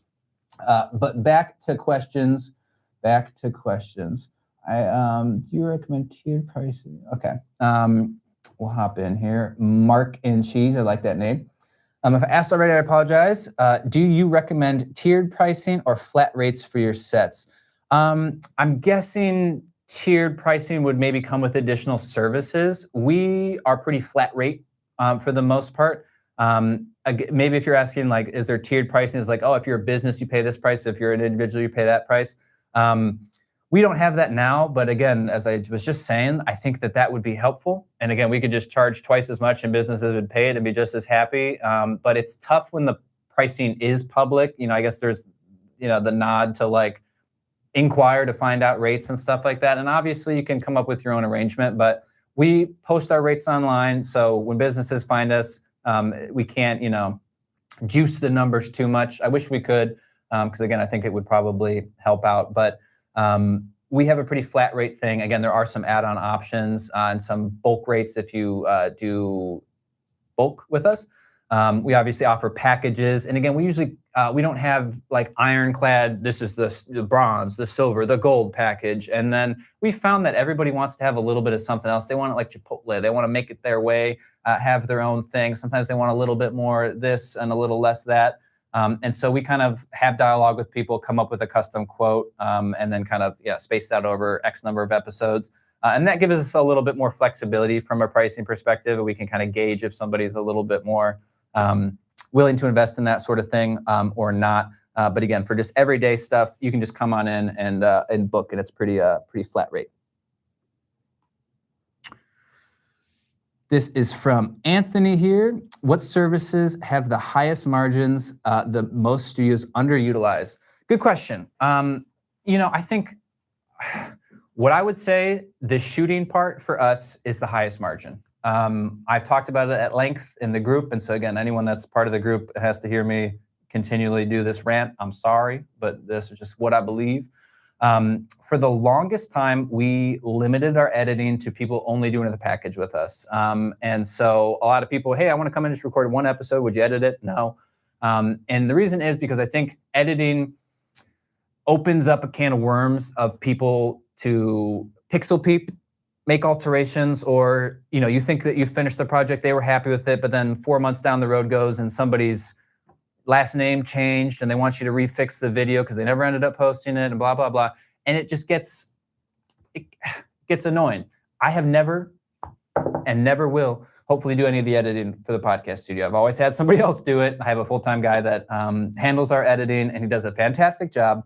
But from working in video production, having the long list of edits and stuff like that would drive me crazy. So the highest margin for us is the shooting. When people are physically in the studio, that's the best. And I think that helps from a sales perspective as to, I don't have to lead with, oh, it's going to cost $700 an episode to record with us to get an edited thing. It's like I can be, oh, it's $375. If you want us to edit it, it's, it's an optional thing. But if you have somebody on your own team or you want to pay somebody else in another part of the world that doesn't have to pay, health insurance costs and all that sort of stuff here, that's fine. Great. Do it, because I love nothing better than, again, that cycle of people come into the studio, we do a great job, we have our stuff ironed out, there's no mistakes that happen, we give them their files, and then they go about their day. We don't hear from them again until they want to book again, and that's super great. We've all probably had emails of just me about that. And so again, that's end of rant on that. Highest margin for us is on the shooting. We try to do that as much as we can. We have recently introduced one-off edits, and it's been, maybe to no surprise, popular. But the problem with it now is it's bogged down the production time. And so we are blocking off time in our calendar to edit, which is a lower cost service. so my guy can do that because he can't do as many sessions. And so personally, I would rather our entire schedule be filled with shooting, and we don't edit a single thing. But as I said earlier, we're planning to hire another person, in which case they will hopefully help offset that. But ideally, first and foremost, you got to be shooting. Shooting, at least for us, is the highest margin, because I think editing is a little bit of a race to the bottom. Again, I think people have their own rates for it, but you got to be kind of quick with the podcast edit, because watching it back and watching it 6 times and doing all these different things, so you can't spend 10 to 15 hours editing a podcast and have it be anything affordable for people. And so to keep it pretty rinse and repeat, we have to be a little templated with it. And that's been going okay, but yes, I think I've said enough on it. Do you have any questions on the YOLO box? I introduced it into the market, and I'm a heavy user and reseller. Carlos, very cool, man. I had no idea. I don't have them as of now, but interesting. You give shouts out to Carlos. Yes, it does ISO recording. Interesting. Well, cool. I'm looking forward to it. It'll be interesting to see. Hop in here to Video Macaroon. Also, I see someone with a $5 donation. Thank you so much. That's very nice of you. I don't see the name, but I'm going to get to hopefully a question of yours shortly. I appreciate you doing that, and appreciate you guys being here. Man, an hour and 20 minutes already. I'm having a good time. I hope you guys are too. I still see that we got a good chunk of people hanging out. So I'm going to keep going. I don't know how close I am to the bottom, but it looks like we're getting there a little bit more. So this is, yes, from the Video Macaroon. I had to close my studio after dealing with too many people who wanted free work or avoided paying. I love the work and want to start again. Any advice on doing it the right way? Well, Liz, first and foremost, man, I'm sorry to hear about that. And, I think my story of success has helped bring people into the industry, but it's also maybe been a disservice to some people. Not saying this is your case, but I've just seen people do it, and maybe it doesn't go their way, or they've had some challenges, or they're in more challenging markets and stuff like that. And so anyway, I'm sorry to hear about that. I love that you're wanting to pursue it again and get back into it. People that wanted to do stuff for free, I think, in general, you just got to say no. And it's tough when you don't have a lot coming in and this person looks like an opportunity. This looks like someone has potential. Most people will disguise their freeness with like if this goes well, I'll have a whole lot more work for you. Or if this goes well, I'll be here every week. Not a case for everybody, but I can say just about everyone that's ever said that to me has never done that. We've done a good job on that first time. I did it for free, and I was like, all right, here we go. It went well, great. I'll see you next week, and they ghost. So rule number 1, don't subscribe to that bullshit. I think it's easier to say no when you have more going on. So it's like, again, it's tough. I'm in a position where, people don't really do that to me anymore, but we do get sometimes people that, hit you with the old, like, it is fairly common. People will call and say, like, can I get a first-time discount? I'm like, I guess it's fair enough to ask, but it's like, hell no. Like, in fact, you should be paying more. Maybe not, but it's like, no, everybody pays the same and everybody pays. I don't care if Jesus Christ himself wanted to podcast here. He's going to pay the same rate that everybody else is, because I don't do that, like, paid in exposure, stuff like that. Again, I think that early in your career, you're going to get a lot of that sort of stuff. Maybe I've just built up a thick skin for it, but you tell the tire kickers to go kick rocks and not deal with that. And then the second part of your question was, or avoided paying. I solved that problem too. Yes, we all know in the freelance world, you do the work, you send them their invoice, and then you're like, all right, go ahead and pay it. Go ahead and pay it. Whenever you're ready, go ahead and pay it. And how I combated that was I take payment up front, baby. And most people in this business do. So we use a scheduling software through Square, which is a pretty common payment processor. And so people go on our website, they hit book, they select the date, set, time, amount of people, fill out a little bit of stuff, and it takes their credit card right there. And so when people book, I already have their money. And I don't think I've ever had a chargeback. I don't think I've ever had anything like that. And again, we get sometimes people are like, So I pay first, and like you can tell there's a little bit of like hesitation there, and it's like, yep. And then they do. So that was my recommendation. Don't do anything assuming somebody's going to pay for it. That live stream that I told you guys about, that that $4,000 live stream, the guy's paid for all of it. He paid for half of it like a month out, and he paid for the second half of it 2 weeks out. And that's how we work. So payment at booking, and it's not, I mean, it's just, I don't want to say it's fair. It's to avoid stuff like that. It's to prevent that sort of thing. I don't want to say to my surprise, but like not many people have an issue with it. And I think it's kind of standard to do it. Obviously, when you book your haircut, you don't prepay for the haircut, but with a service like this, you've already done it. And by delivering that file to them, should they decide to ghost your invoice, again, it goes back to my point earlier where it's like, what are you going to do? You're going to take them to small claims court? You're going to, what are you going to do? So we just take money up front. Hope that helps. But Biddy Macaroon, I hope you get back into to the hustle there. Going back to Anthony, what's the best way to position a new studio, and what's one positioning mistake that kills momentum early? It's a good question. I think, I think in business, you're often told to niche down and get to something super specific. And I think there's degrees to that, right? I think by being a marketing company, you got a big wide thing like this. By being video, you're now this market. And by doing video podcasts and like social media content primarily, you're not doing like, commercials on site, you're not doing this, you're back to this. And so I think people think that being a video podcast studio is this wide, and it's really not. It's pretty niche already. And so, I think I always say target businesses first. I think set up your business to look and feel good for businesses. And that means be professional yourself, have a professional environment. If you got to spend a couple extra bucks to be in a nicer part of town or in a nicer building, man, if you got to just trim your beard a little bit more, look presentable, look who you'd want to be attracting, right?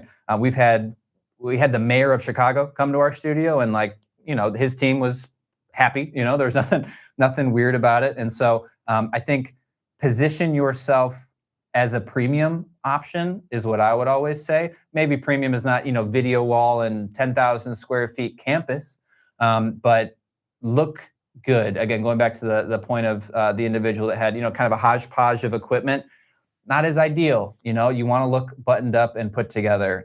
Past that, I think I've helped coach some people or talk to people that focus, a little bit more exclusively on business or like a specific aspect of, or, industry within business. So like, we're a video podcast studio only for realtors.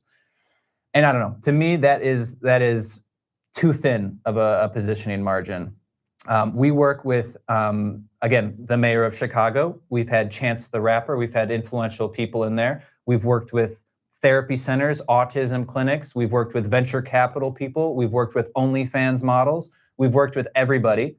And that keeps it fun. And I don't think that, we haven't positioned ourselves in any way past just like the go-to spot for video podcasts in the city. And I think people are fine with that. So, not that it's necessarily a bad thing, and maybe I'm just saying this because I went kind of wide, but we definitely don't have a perfect avatar. We don't have an absolute individual that it's like, this is the only kind of person we work with, and that's it. We take everybody with wide open arms, and it's been fine.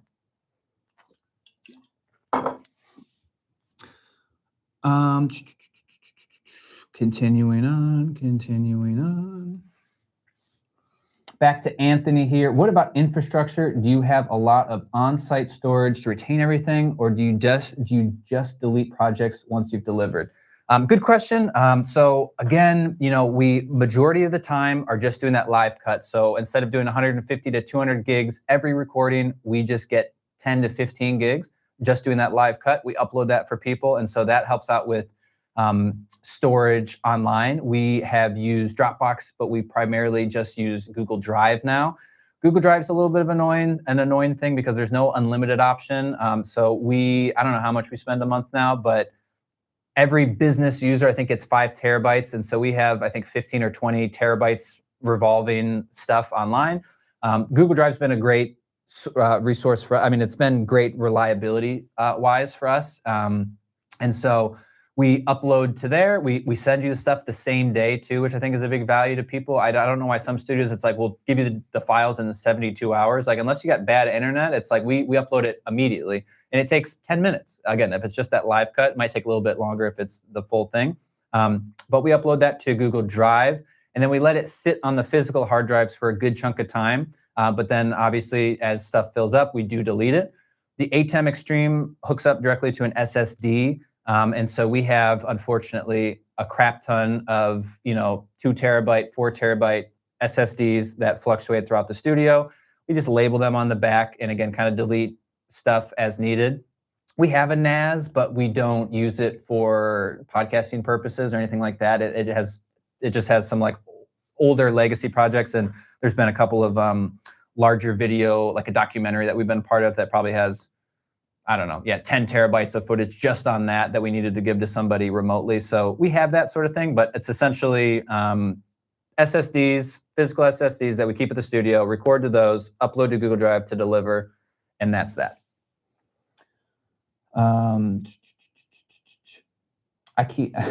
I guess in that vein, though, I'm going to pin this. I just used 24 terabyte Barracuda drives and saved everything on 2 different drives.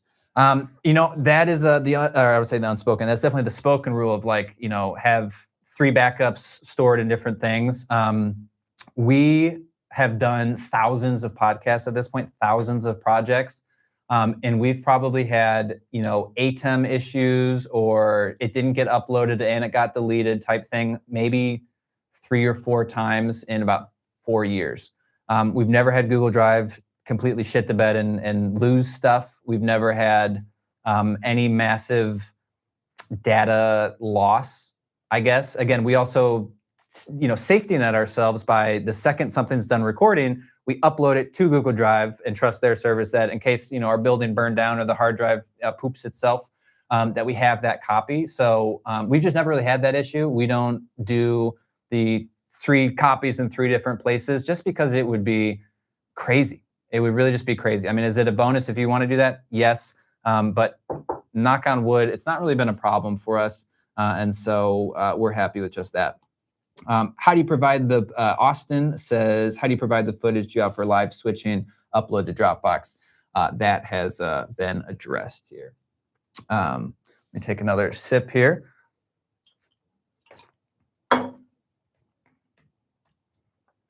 And I want to actually, in between here, as we're getting maybe somewhat close, we keep going, and I appreciate you guys sticking out here. It's really nice here. I'm going to make a quick note. Again, back to TSB and what TSB is for all those people that are just tuning in and have no idea what I'm talking about. TSB is a community hosted on Circle, and we have members from all over the world. We do weekly streams. We have daily posts. I post exclusive one-on-one interviews with other studio owners. We go over equipment lists, sales blueprints, and a whole lot more. And this year, I said it last year, but I think this is really going to be the year to do it. Last year, I ended up getting married, and it just wasn't going to happen. And we had such explosive growth at the studio that this was not as much of a priority. But this year, it's going to happen. We're going to host our first TSB event at our studios here in Chicago. And that'll be something super exciting. And then I think, as I said, too, we have an absolute crap ton of content on that page. I have these from a different thing. I'm just going to go through them real quick just to kind of highlight some individuals. So this is Keyshawn. Keyshawn is an individual that had no background in video production, started his basement studio in Atlanta, and in I think his first or the second year, is cracking 100K. A guy that has really no business doing it. He was doing an Airbnb business before, but instead of doing Airbnb, turned it into a podcast studio, is killing it. Trevin has a big podcast studio out in Vegas. He, again, came from the video production world and just saw my success. We're friends offline, and hopped into it and is now crushing it too. This is from last year, so I'm sure he's even doing better now, but he works with a bunch of really cool people out of Vegas. Obviously, it's a big influencer town, and is absolutely crushing it there. Aaron joined our group, and within the first 60 days had pre-sold $17,000 worth of sessions to people without even having the studio put together, which is a remarkable thing for Aaron. And so by the knowledge and stuff that we teach in the group, was able to hit the ground running there. And then somebody that's even killing it past me, Vuk of Podster, a podcast studio out in Dubai, one of the only ones out there in the group. He and his team, they have 2 locations, one in Dubai and one in Singapore. Again, these are maybe slightly old numbers, but he is cracking $1.5 to $2 million a year. They run a whole bunch of sessions, and they're super cool people. So today, as I said, we have a special deal. We've never done this before, and frankly, we're never going to do it again. For anyone that's watching now, if you've enjoyed what you've been hearing and you're like, hey, I want to get involved, I want to give this a shot, this is really going to be the best option for you. So today, hop on in. You can do that 6 months for only $199. And again, I think for so many people, when you get into this business, you don't know what you don't know. Even if you know cameras, even if you know business a little bit, there's so many small little things from file delivery, set design, optimizations, workflow, that it's just not totally public knowledge. That sort of stuff is in there. Again, there's enough posts that you could spend days and days and days reading through stuff. And then it also, opposed to doing some course or some, thing that's just me, the community aspect of it is really the important thing. It's because you get to see a bunch of other people that are on the same journey, doing the same things. And it's really fun to see, as I guess the host of it, people talking together, working together, and really, getting the most out of their experience. So again, that's the last pitch I will make on it. I'm going to be doing questions after this, but I dropped the link in the comments there. You can visit the studio.business. And today on this stream only, we're going to switch it in the morning, 6 months for $199. And again, if you're about to make the plunge, you're about to spend $25,000, $50,000, $100,000 on a studio. Maybe it's just me, but $200 seems like a little bit of bar money just to throw to be brought into this ecosystem of people teaching this sort of stuff. So that is it. Again, everyone that's a part of the group, I'd love it if you say, "Oh my gosh, Tom's so great," and say good things. I should have had some screenshots ready from people that have DM'd me or posted about it and been like, this group has really helped me grow the business. We're now doing X number when we were doing X number last year. And that's always really rewarding for me. Again, this was hopefully going to be an hour, a little bit more. And I'm sitting here because I enjoy this. I really do like helping people. That, trust me, the $200 is not making a huge dent or difference in my life anymore. But I think the more people we have in the group, the better it is going to serve everyone. So that's the pitch on that. Back to the questions. Just jump me down here.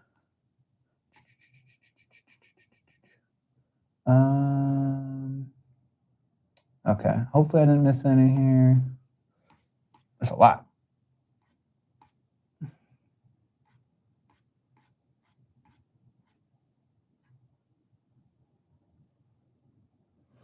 Okay, the main. I hope I didn't miss anyone, but we're gonna pick up from here. This is the Aquarian Astrologer. Hi from Oxford, UK. What's up, man? Thank you for being here.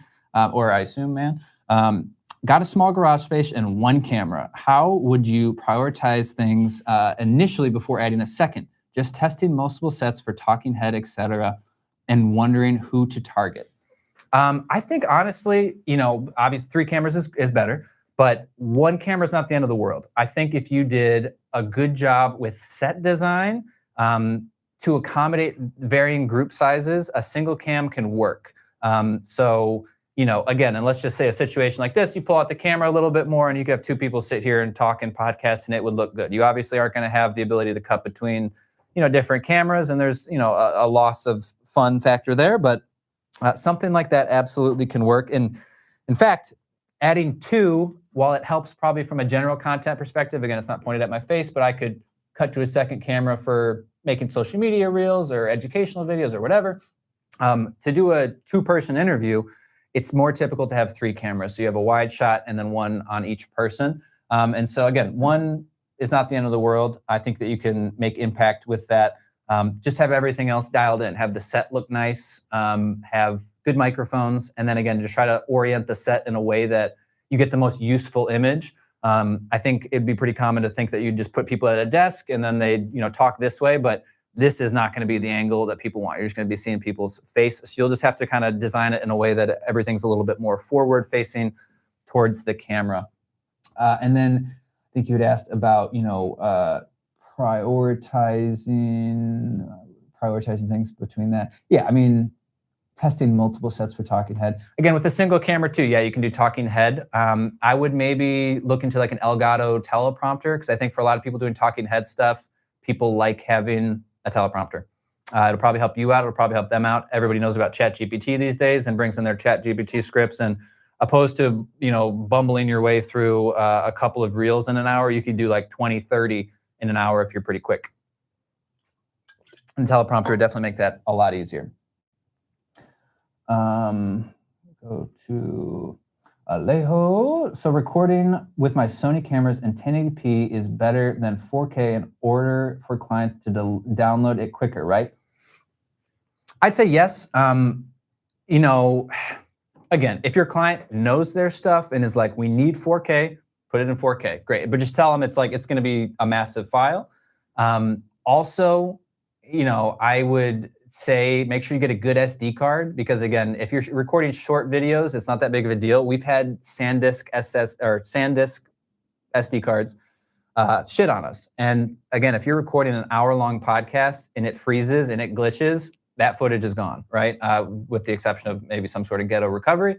Not great. And so we exclusively for long form stuff shoot out ProGrade or Sony Tough cards. They're definitely more expensive, but I would recommend that just so you don't, because sometimes slightly more sketchy SD cards can be problematic.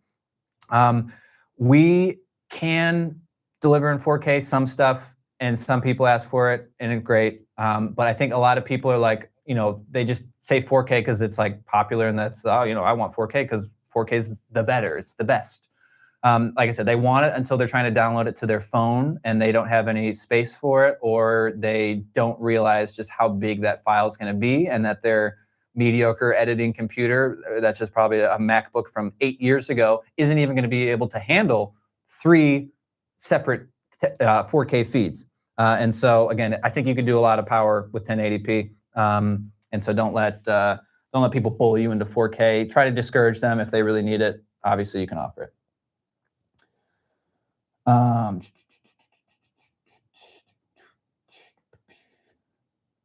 Replace. RageWorks.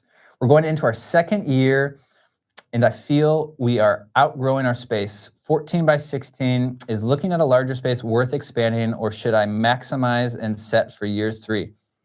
I think I've been pretty quick.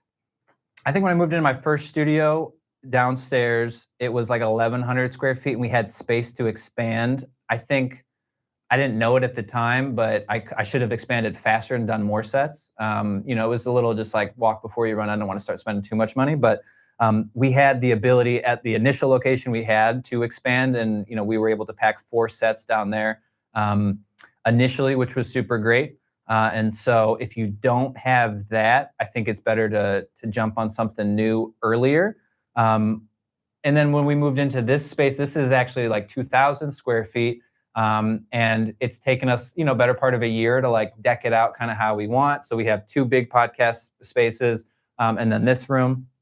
And again, it takes a little bit of time. It felt like, it wasn't really paying its rent worth for a little while. And it was like, most people are still booking downstairs, but having not only the ability to have 2 spaces is helpful, but we're definitely seeing more demand for the sets up here. And obviously having 2 spaces to do things is important. So I would say if you can stomach it and you're not putting yourself in, financial jeopardy or risk, I would say ball out a little bit more and work your way into it. I think I would think that would be better than going too small and being like 2 months in and being like, damn, bro, like we should have gone bigger. So that's what I would say there. Digital results. How much of an advantage is it to a studio to offer other associated agency services? We can record shows, blah, blah, and also pair with a website.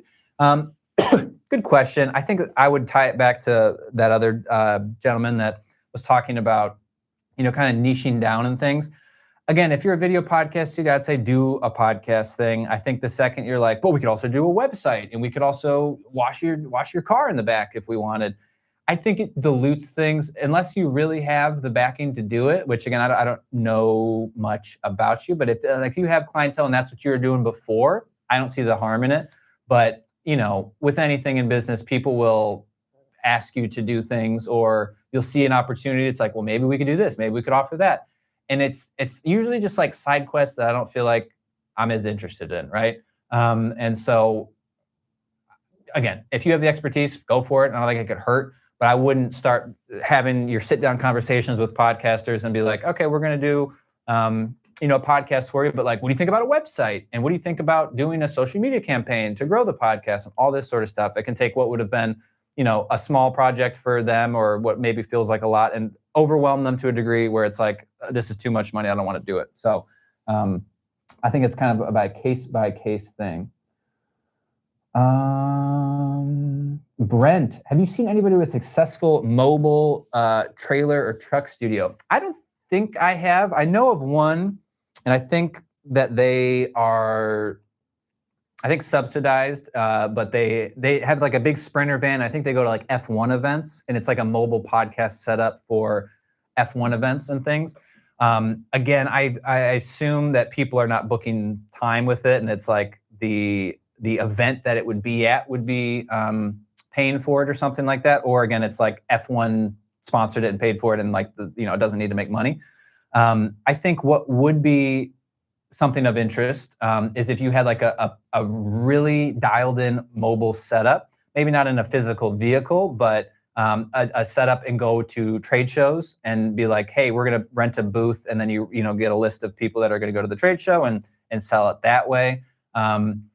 You know, I'm trying to think about where you could take a truck and it would be like of interest, but I don't know. You know, yeah, could you pull it up in front of somebody's house and let them do it? Maybe, but there's probably a lot of challenge. And then obviously the costs associated, and then the physical challenge of like having a small space. I don't know if you're hoping that everyone would be podcasting in the car or if you just have all the equipment and then drop it out. But I don't know of anyone like that.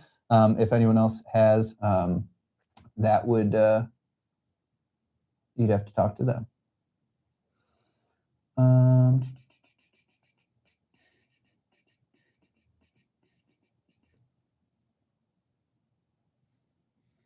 A lot of talk back and forth about the YOLO box. I'm excited to, okay, you can connect phones. Wow, cool. Well, interesting.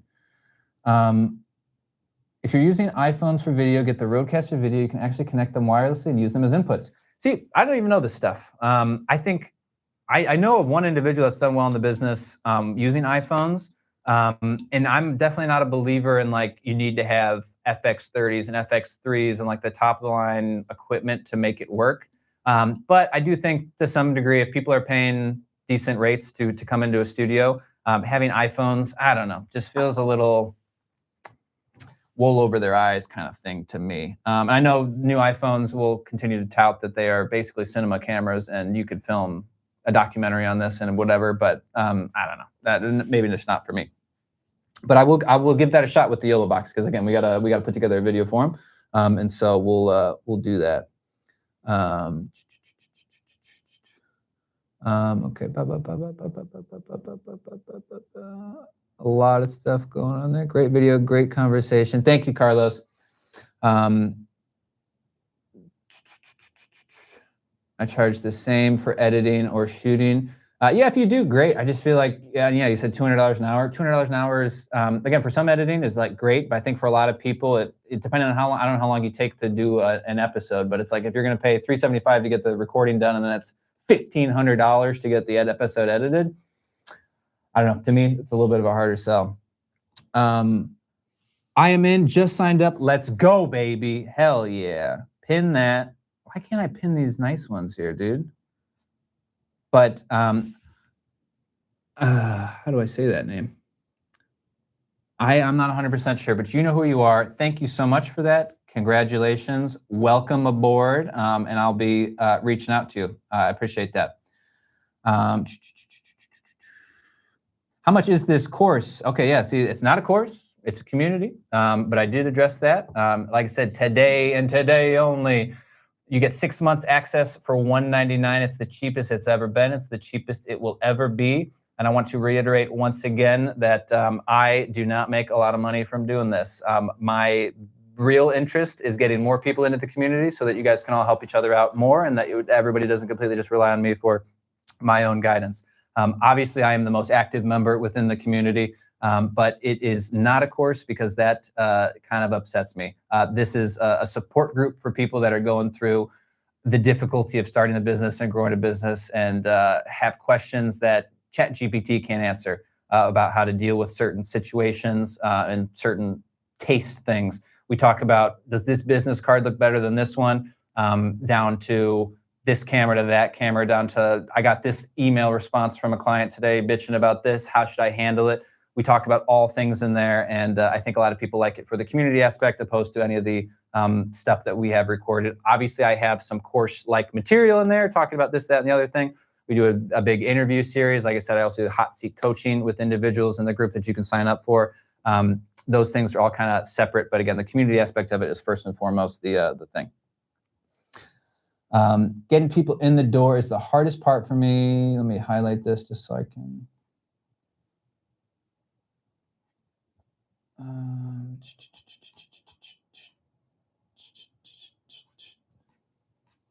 I keep. Okay. I'm sorry, I keep missing where these guys are. Okay. Getting people in the door is the hardest part for me. This is from Nor Prism. Getting people in is the hardest part for me. I have great gear, good lighting, but just can't get people in the door. I think, in my experience, a lot of that stems from people in this business are creatives first and don't like doing sales. They don't like coming off as, I don't say pushy, but like putting themselves out there.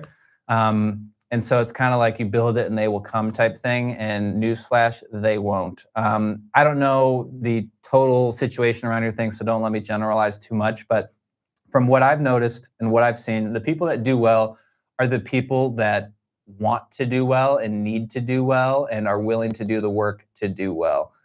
We do get plenty of people that come in, are excited, love the putting together the studio, love, tinkering with the cameras and doing this and that. But then when it's like, all right, but now you got to actually, put some money into ads, or you got to DM people, or you got to invite people onto your own podcast and network and throw out some proposals and be like, hey, now that we've done this thing maybe for free, like, are you actually, can we actually get a good deal going on here? All those actual things that run the business, people struggle with. And I wish it was something that could be taught, and I think that there's ways around it. But again, I don't want to generalize and say that you didn't do those things, but my guess is if you really looked yourself in the mirror at the end of the day and accounted to where your time went with building the business, I would say the majority of it probably went to the putting it together, tinkering with the website or this and that, and not just doing the physical hard work of door knocking, basically, and connection and relationship building. Again, hopefully that doesn't come off as bad, but I just wanted to say there too. Position yourself as the premium option, such a bar. Hopefully that's a good bar, you're saying. Anyone in the community who can speak to the overall value outside of YouTube University. Has this really improved your business? Hopefully, Podforge Studios, hopefully somebody in the chats can hop on in there and fill you in. Obviously, I can say that it has. Again, and I guess I'll be transparent here. We have had people come in and out of the group. I think the majority of people that have left the group either went a different direction, or they were tinkering around with the idea of starting a podcast studio and didn't go through with it, and so they'll leave. But a lot of the members that we've had from day one, our founding members, are still with us, and they're still active, and they're doing really well. I highlighted some of those people before, but there are a lot of people that do really well, and I hear stories. We just did a live stream with Skylar from Utah Podcast Studio. Last year, he did $20,000. This year, he's doing $200,000. And again, he's not attributing all that to TSB, but I think he would tell you if not he was here, that TSB has definitely helped. And by being around myself, other resources, other studio owners, being able to ask those questions and have a lot of those kind of nuanced questions answered was helpful. Again, we do a lot of live trainings, workshops, things like that. I think that that's been a help to a lot of people. But that's for you to decide. Like I said, today and today only, it's $200. It's the cheapest. I think somebody asked, yes, what is the normal price versus today's offer? We have gone in and out of pricing structures. We used to do monthly. We ditched that. We've done bi-annually, like we're doing here, and annually. But usually it ranges, the standard price was anywhere from $50 to $79 a month. And so this being like $33, again, is the cheapest it's ever been. And right before I hopped on this call, again, I wasn't even aware that that was going to happen today, but in an effort to get more people in, because again, my vested interest is not in any of the money. It's really just getting more people into the community so that you guys can all talk, commingle together. That to me is the real reason for doing it. But again, you got to decide if that's going to be worth for you. I plan on trying to book that one-on-one. It's going to happen, man. Again, that's the sweet spot. If you wanted to get in touch with me, I usually do a little bit of an onboarding call, not an onboarding call, but shoot me a DM on Circle, and I'll get some time to talk to you and do a one-on-one. And then again, too, I do lots of live streams with smaller groups, not usually 34 or 50 people. Usually it's like 10 people, 15 people that show up to those calls from the group. And so you get a lot more one-on-one time with me there too. Brandon Johnson, thank you. Thank you for coming in and supporting me. He's not a paid actor. He's a real boy, real man down in Florida, just hustling. And I think he is a good example of someone that, came in with enough knowledge, but not the most, probably realized it was a little bit more challenging. And I think in the first couple of months of him starting the studio, experienced some challenges and some moments of like, is this working? But I think, I've talked with him personally on the phone, that this year and towards the end of last year, he's seen a big trajectory shift. He's getting a lot of the people that, came by for the tours, express interest, to actually start booking with him. And so I think that he would say that it's been going well. Jazzy, I see you in here. How do I pitch more of my services to businesses as opposed to everyday people? Get in front of more businesses, hit up businesses, talk less to those people. I use SanDisk cards, never had one to fail in 15 years. That's impressive. We've had like 2 in 1 year fail, and that was enough. Thanks for this session. I'm a community member and value it. Consistently get helpful advice. Thank you, C. Blakes too. What is I'm trying to see your face in here. I don't know if you're in on that, but thank you for being part of that. I really appreciate that. One question, let me pin it. Any thoughts on a live cut equivalent for a content studio that offers video and graphic design for educational videos? We see the editing challenges that you described. Thanks. Graphic design and educational videos. I think, with a device like the Rodecaster switcher, I mean, I don't know if you're getting at the angle of like, you could maybe to do things more live, like you could in real time be doing graphics and things like that. ATEMs don't really support that super well. You'd have to like go into OBS or something like that. But I know the Rodecaster video switcher has some more built-in flexibility for like lower thirds and I think transitions and things of that nature.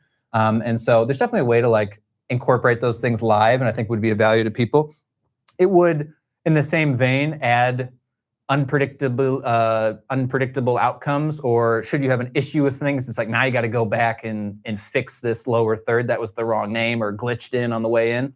And so we pretty much don't do any sort of bells and whistles as part of the live cut. It's just like the cameras are there, the audio's good, and we just hard cut between the things. We don't do live lower thirds or anything like that, again, to hopefully kind of avoid those potential issues.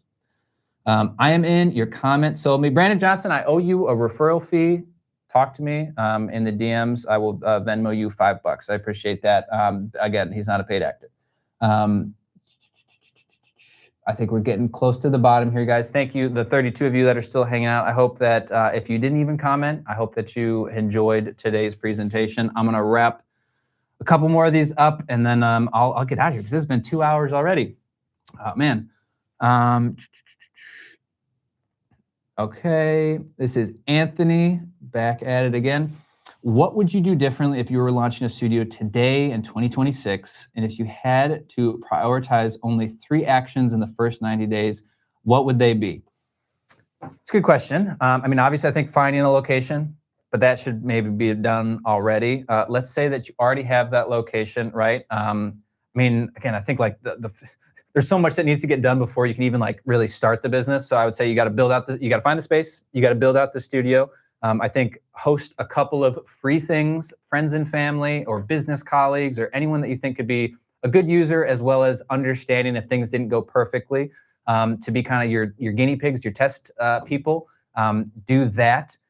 With that content, run that into some ads. Again, even if you got just a couple of dollars a day, start running some money into ads. Hop on Peerspace. It can't hurt. It takes just a couple of minutes. Upload good photos.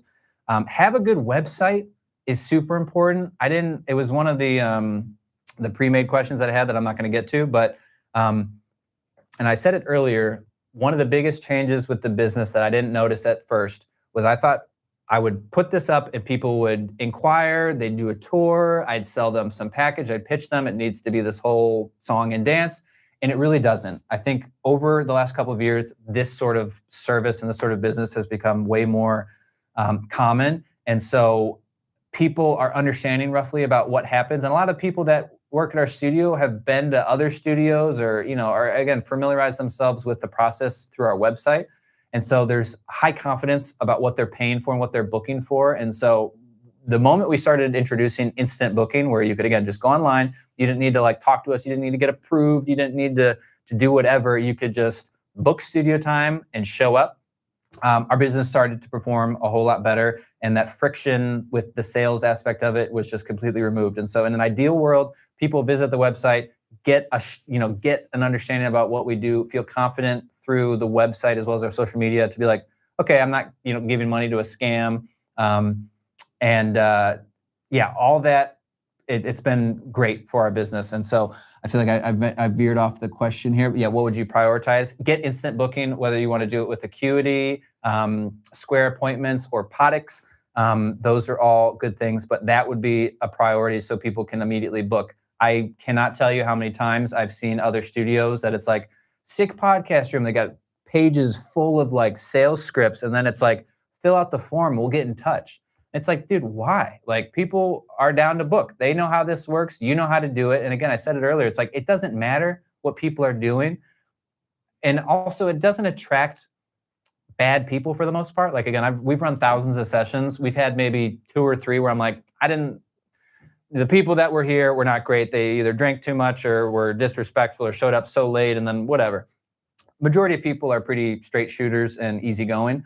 And so really don't need to vet them. And so, yeah, I would say instant booking, get that going. And then just spend some time doing some outreach, man. I can't tell you again how many people just build it. And then it's like, and mostly don't even pay for ads. And then they're just like, cool, I can lean back now and be done. It's like, no, the work actually begins. Reach out to local businesses, reach out to really close businesses, even in the same building, down the street as you. Hey, we just moved in. Could I show you? Could I give you a tour? Blah, blah, blah. Reach out to marketing agencies. Look out for realtors, influencers, people that would be more consistent users, again, or could introduce you to larger groups. What are they called? Like not business associations, but like, yeah, association groups of sorts. Why am I blanking on that word? But hopefully you guys know what I mean. I don't know what those are called, but lots of towns have them, like chambers of commerce. Get involved with chambers of commerce.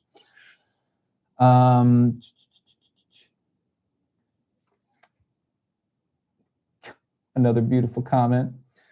Derek, the studio business is a great community of people that are very helpful to each other. I was one of the founding members and have found great value in it. You sure have. Thank you. I say you sure have. I appreciate you saying that. Thank you so much for being a part of it. I haven't seen you around as much. We need to get you back in there. But it's good to have you there. Okay, couple last ones here, guys. Ajorna started a podcast production company. We focus on show development, production, marketing, and distribution. We can produce soup to nuts or console. I'm wondering if the membership would be a good fit. I'd say yes. Again, I think for the low price of $200, as a business owner, I don't think that you will walk away and feel like you didn't get your money's worth. That said, the majority of businesses focus on the content and the shooting side of stuff. There are some that work a little bit closer with podcasters to develop the show. They do the publishing, and some maybe do marketing for them. We definitely don't. We actually don't do any sort of publishing by choice. Again, that remains to be seen if we continue with that. But as of now, we pretty much shoot, edit, and even edit maybe 25% of the time. The majority of our time is shooting. Again, highest margin. So there's not as much content about, like, I guess, how to really, be a successful podcast. It's more about how to be a successful podcast studio. And so hopefully you could, I think, again, you would have a hard time not getting your money's worth out of it. But that'll be for you to decide, and to just be transparent. Again, I think the majority of businesses focus on those elements that I talked about and slightly less on the development aspect of it. How can you live cut in 4K, Matt? Most people are just talking about the YOLO box, the new thing. And again, if you came in late, we're getting one. We're going to end up doing some content for it for the group and for YouTube. And so we'll see. That's the first, I don't say the first, but I think more widespread consumer level 4K ISO switcher. And so we're going to have to give that a shot. Brandon has a PCU in the group. Jazzy, which is better to run Google Ads, Meta, or Instagram? It's a good question. I think Instagram is, Meta and Instagram, the same, right? I think personally, we run majority of our ads on Instagram and not Facebook. I think Google is okay, but it's not as creative. And I think you could do better on Instagram having actual creative. I mean, you're not selling legal service, you're selling a video service, and it looks like something. And so you can kind of portray the value in the, production and what it looks like by doing a good video. Whereas on Google, you're just kind of paying to be like higher ranked. So if you're in a really competitive market, maybe that's useful, but I'd still, even in a competitive market, I'd put majority of my money, if not all of it, towards Meta, Instagram, and stuff like that before doing Google.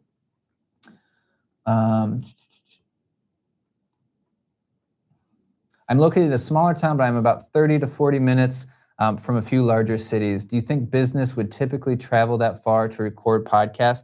I will say that plenty of people travel for us. We have, again, there are clients that book podcasts throughout the country. They travel for business and stuff like that. So, I don't want to make it sound like it's a large chunk of our business, but we have people in from all parts of the state constantly. And we've heard from other podcasters that they will travel to a different state sometimes just to go to a different studio because they like it and because that's their jam. And so, yeah, I think we're in Chicago. We definitely have people that come in from the suburbs, and with Chicago traffic, sometimes it's an hour and a half drive. We've had people come in from like Wisconsin, Indiana, I think even like St. Louis and stuff like that. So like we've had people drive and come in. So I think 30, 40 minutes isn't a big deal.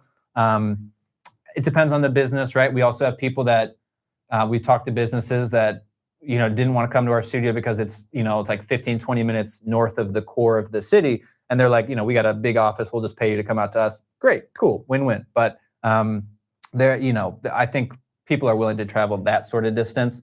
And then again, I'd say personally, just for yourself, like, the alternative is if you want to pick one of those locations, but then have like an hour and a half worth of commuting every day, might not be as much of an interest. So it'll be a little bit of a delicate back and forth on that. I'm already signed up almost a year now. I know you are, Jazzy, and it's the names. Like I said, I always forget who's who here, but I know you're a familiar name. I appreciate you being here. Brandon, yes, I live in a small town. Group has been great. Thank you, Matt. I appreciate you as well. I know you've been a member for a very long time. It is so good that one of our weekly scorecard metrics is asking questions in the group to get some good insights from other studio owners. I appreciate you doing that, Matt. Again, if it doesn't come through, everyone participating helps make the world a better place and more impactful for everyone. So it's not just me blabbing. So that is pretty much it, guys. A couple last ones in here, and then I'm gonna call it here as I'm sure everyone's waning a little bit. And again, if you are hanging on and you're like, I have been enjoying the shit out of this, I love it, Tom's great, and all these other people in the comments sound like they're good too, today and today only, it is the cheapest it is ever gonna be. 6 months for $199. Again, if you, at the end of your 6 months, if you make it to the end of, I'm going to make a guarantee here. Look at me.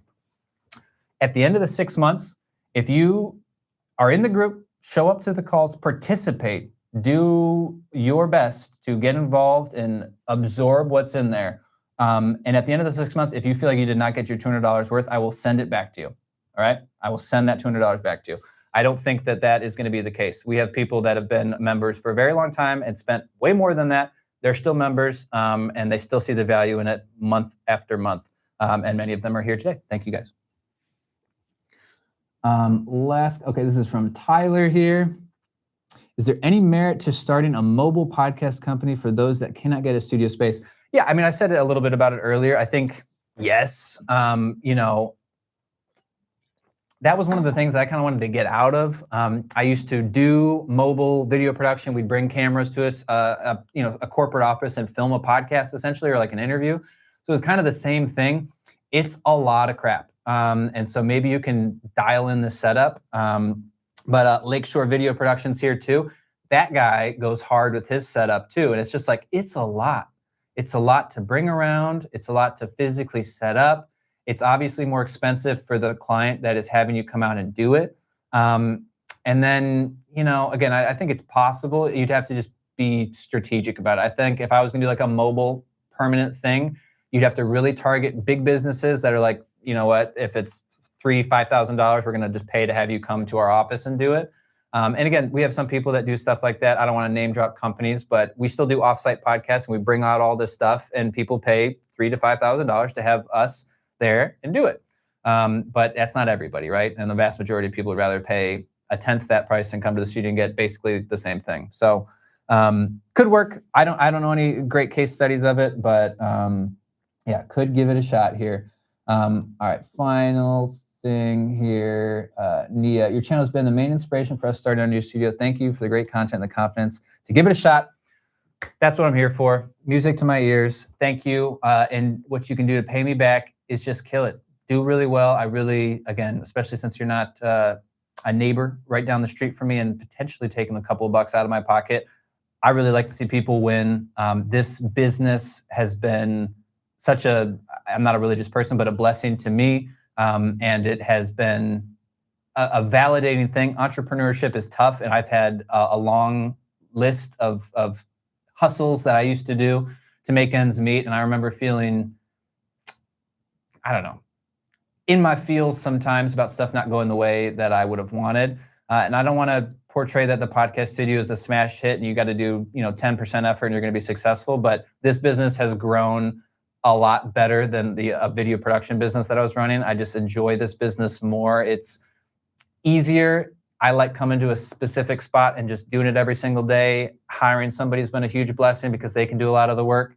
And then not that it's on the docket as of now, but this is a business that with the right people in place, I could step away from either permanently or just to not have to be as much into the day-to-day. Whereas a lot of people that do video production for a living, if you run a video company, you're kind of the creative mastermind, and it's sometimes tough to transfer those things to other people. We have a little bit of a templated based thing that's like, you know, everybody kind of gets the same thing more or less, which to most people, they don't care. And for us, it makes the scalability of it and the repeatability of it super high. So hope that's helpful.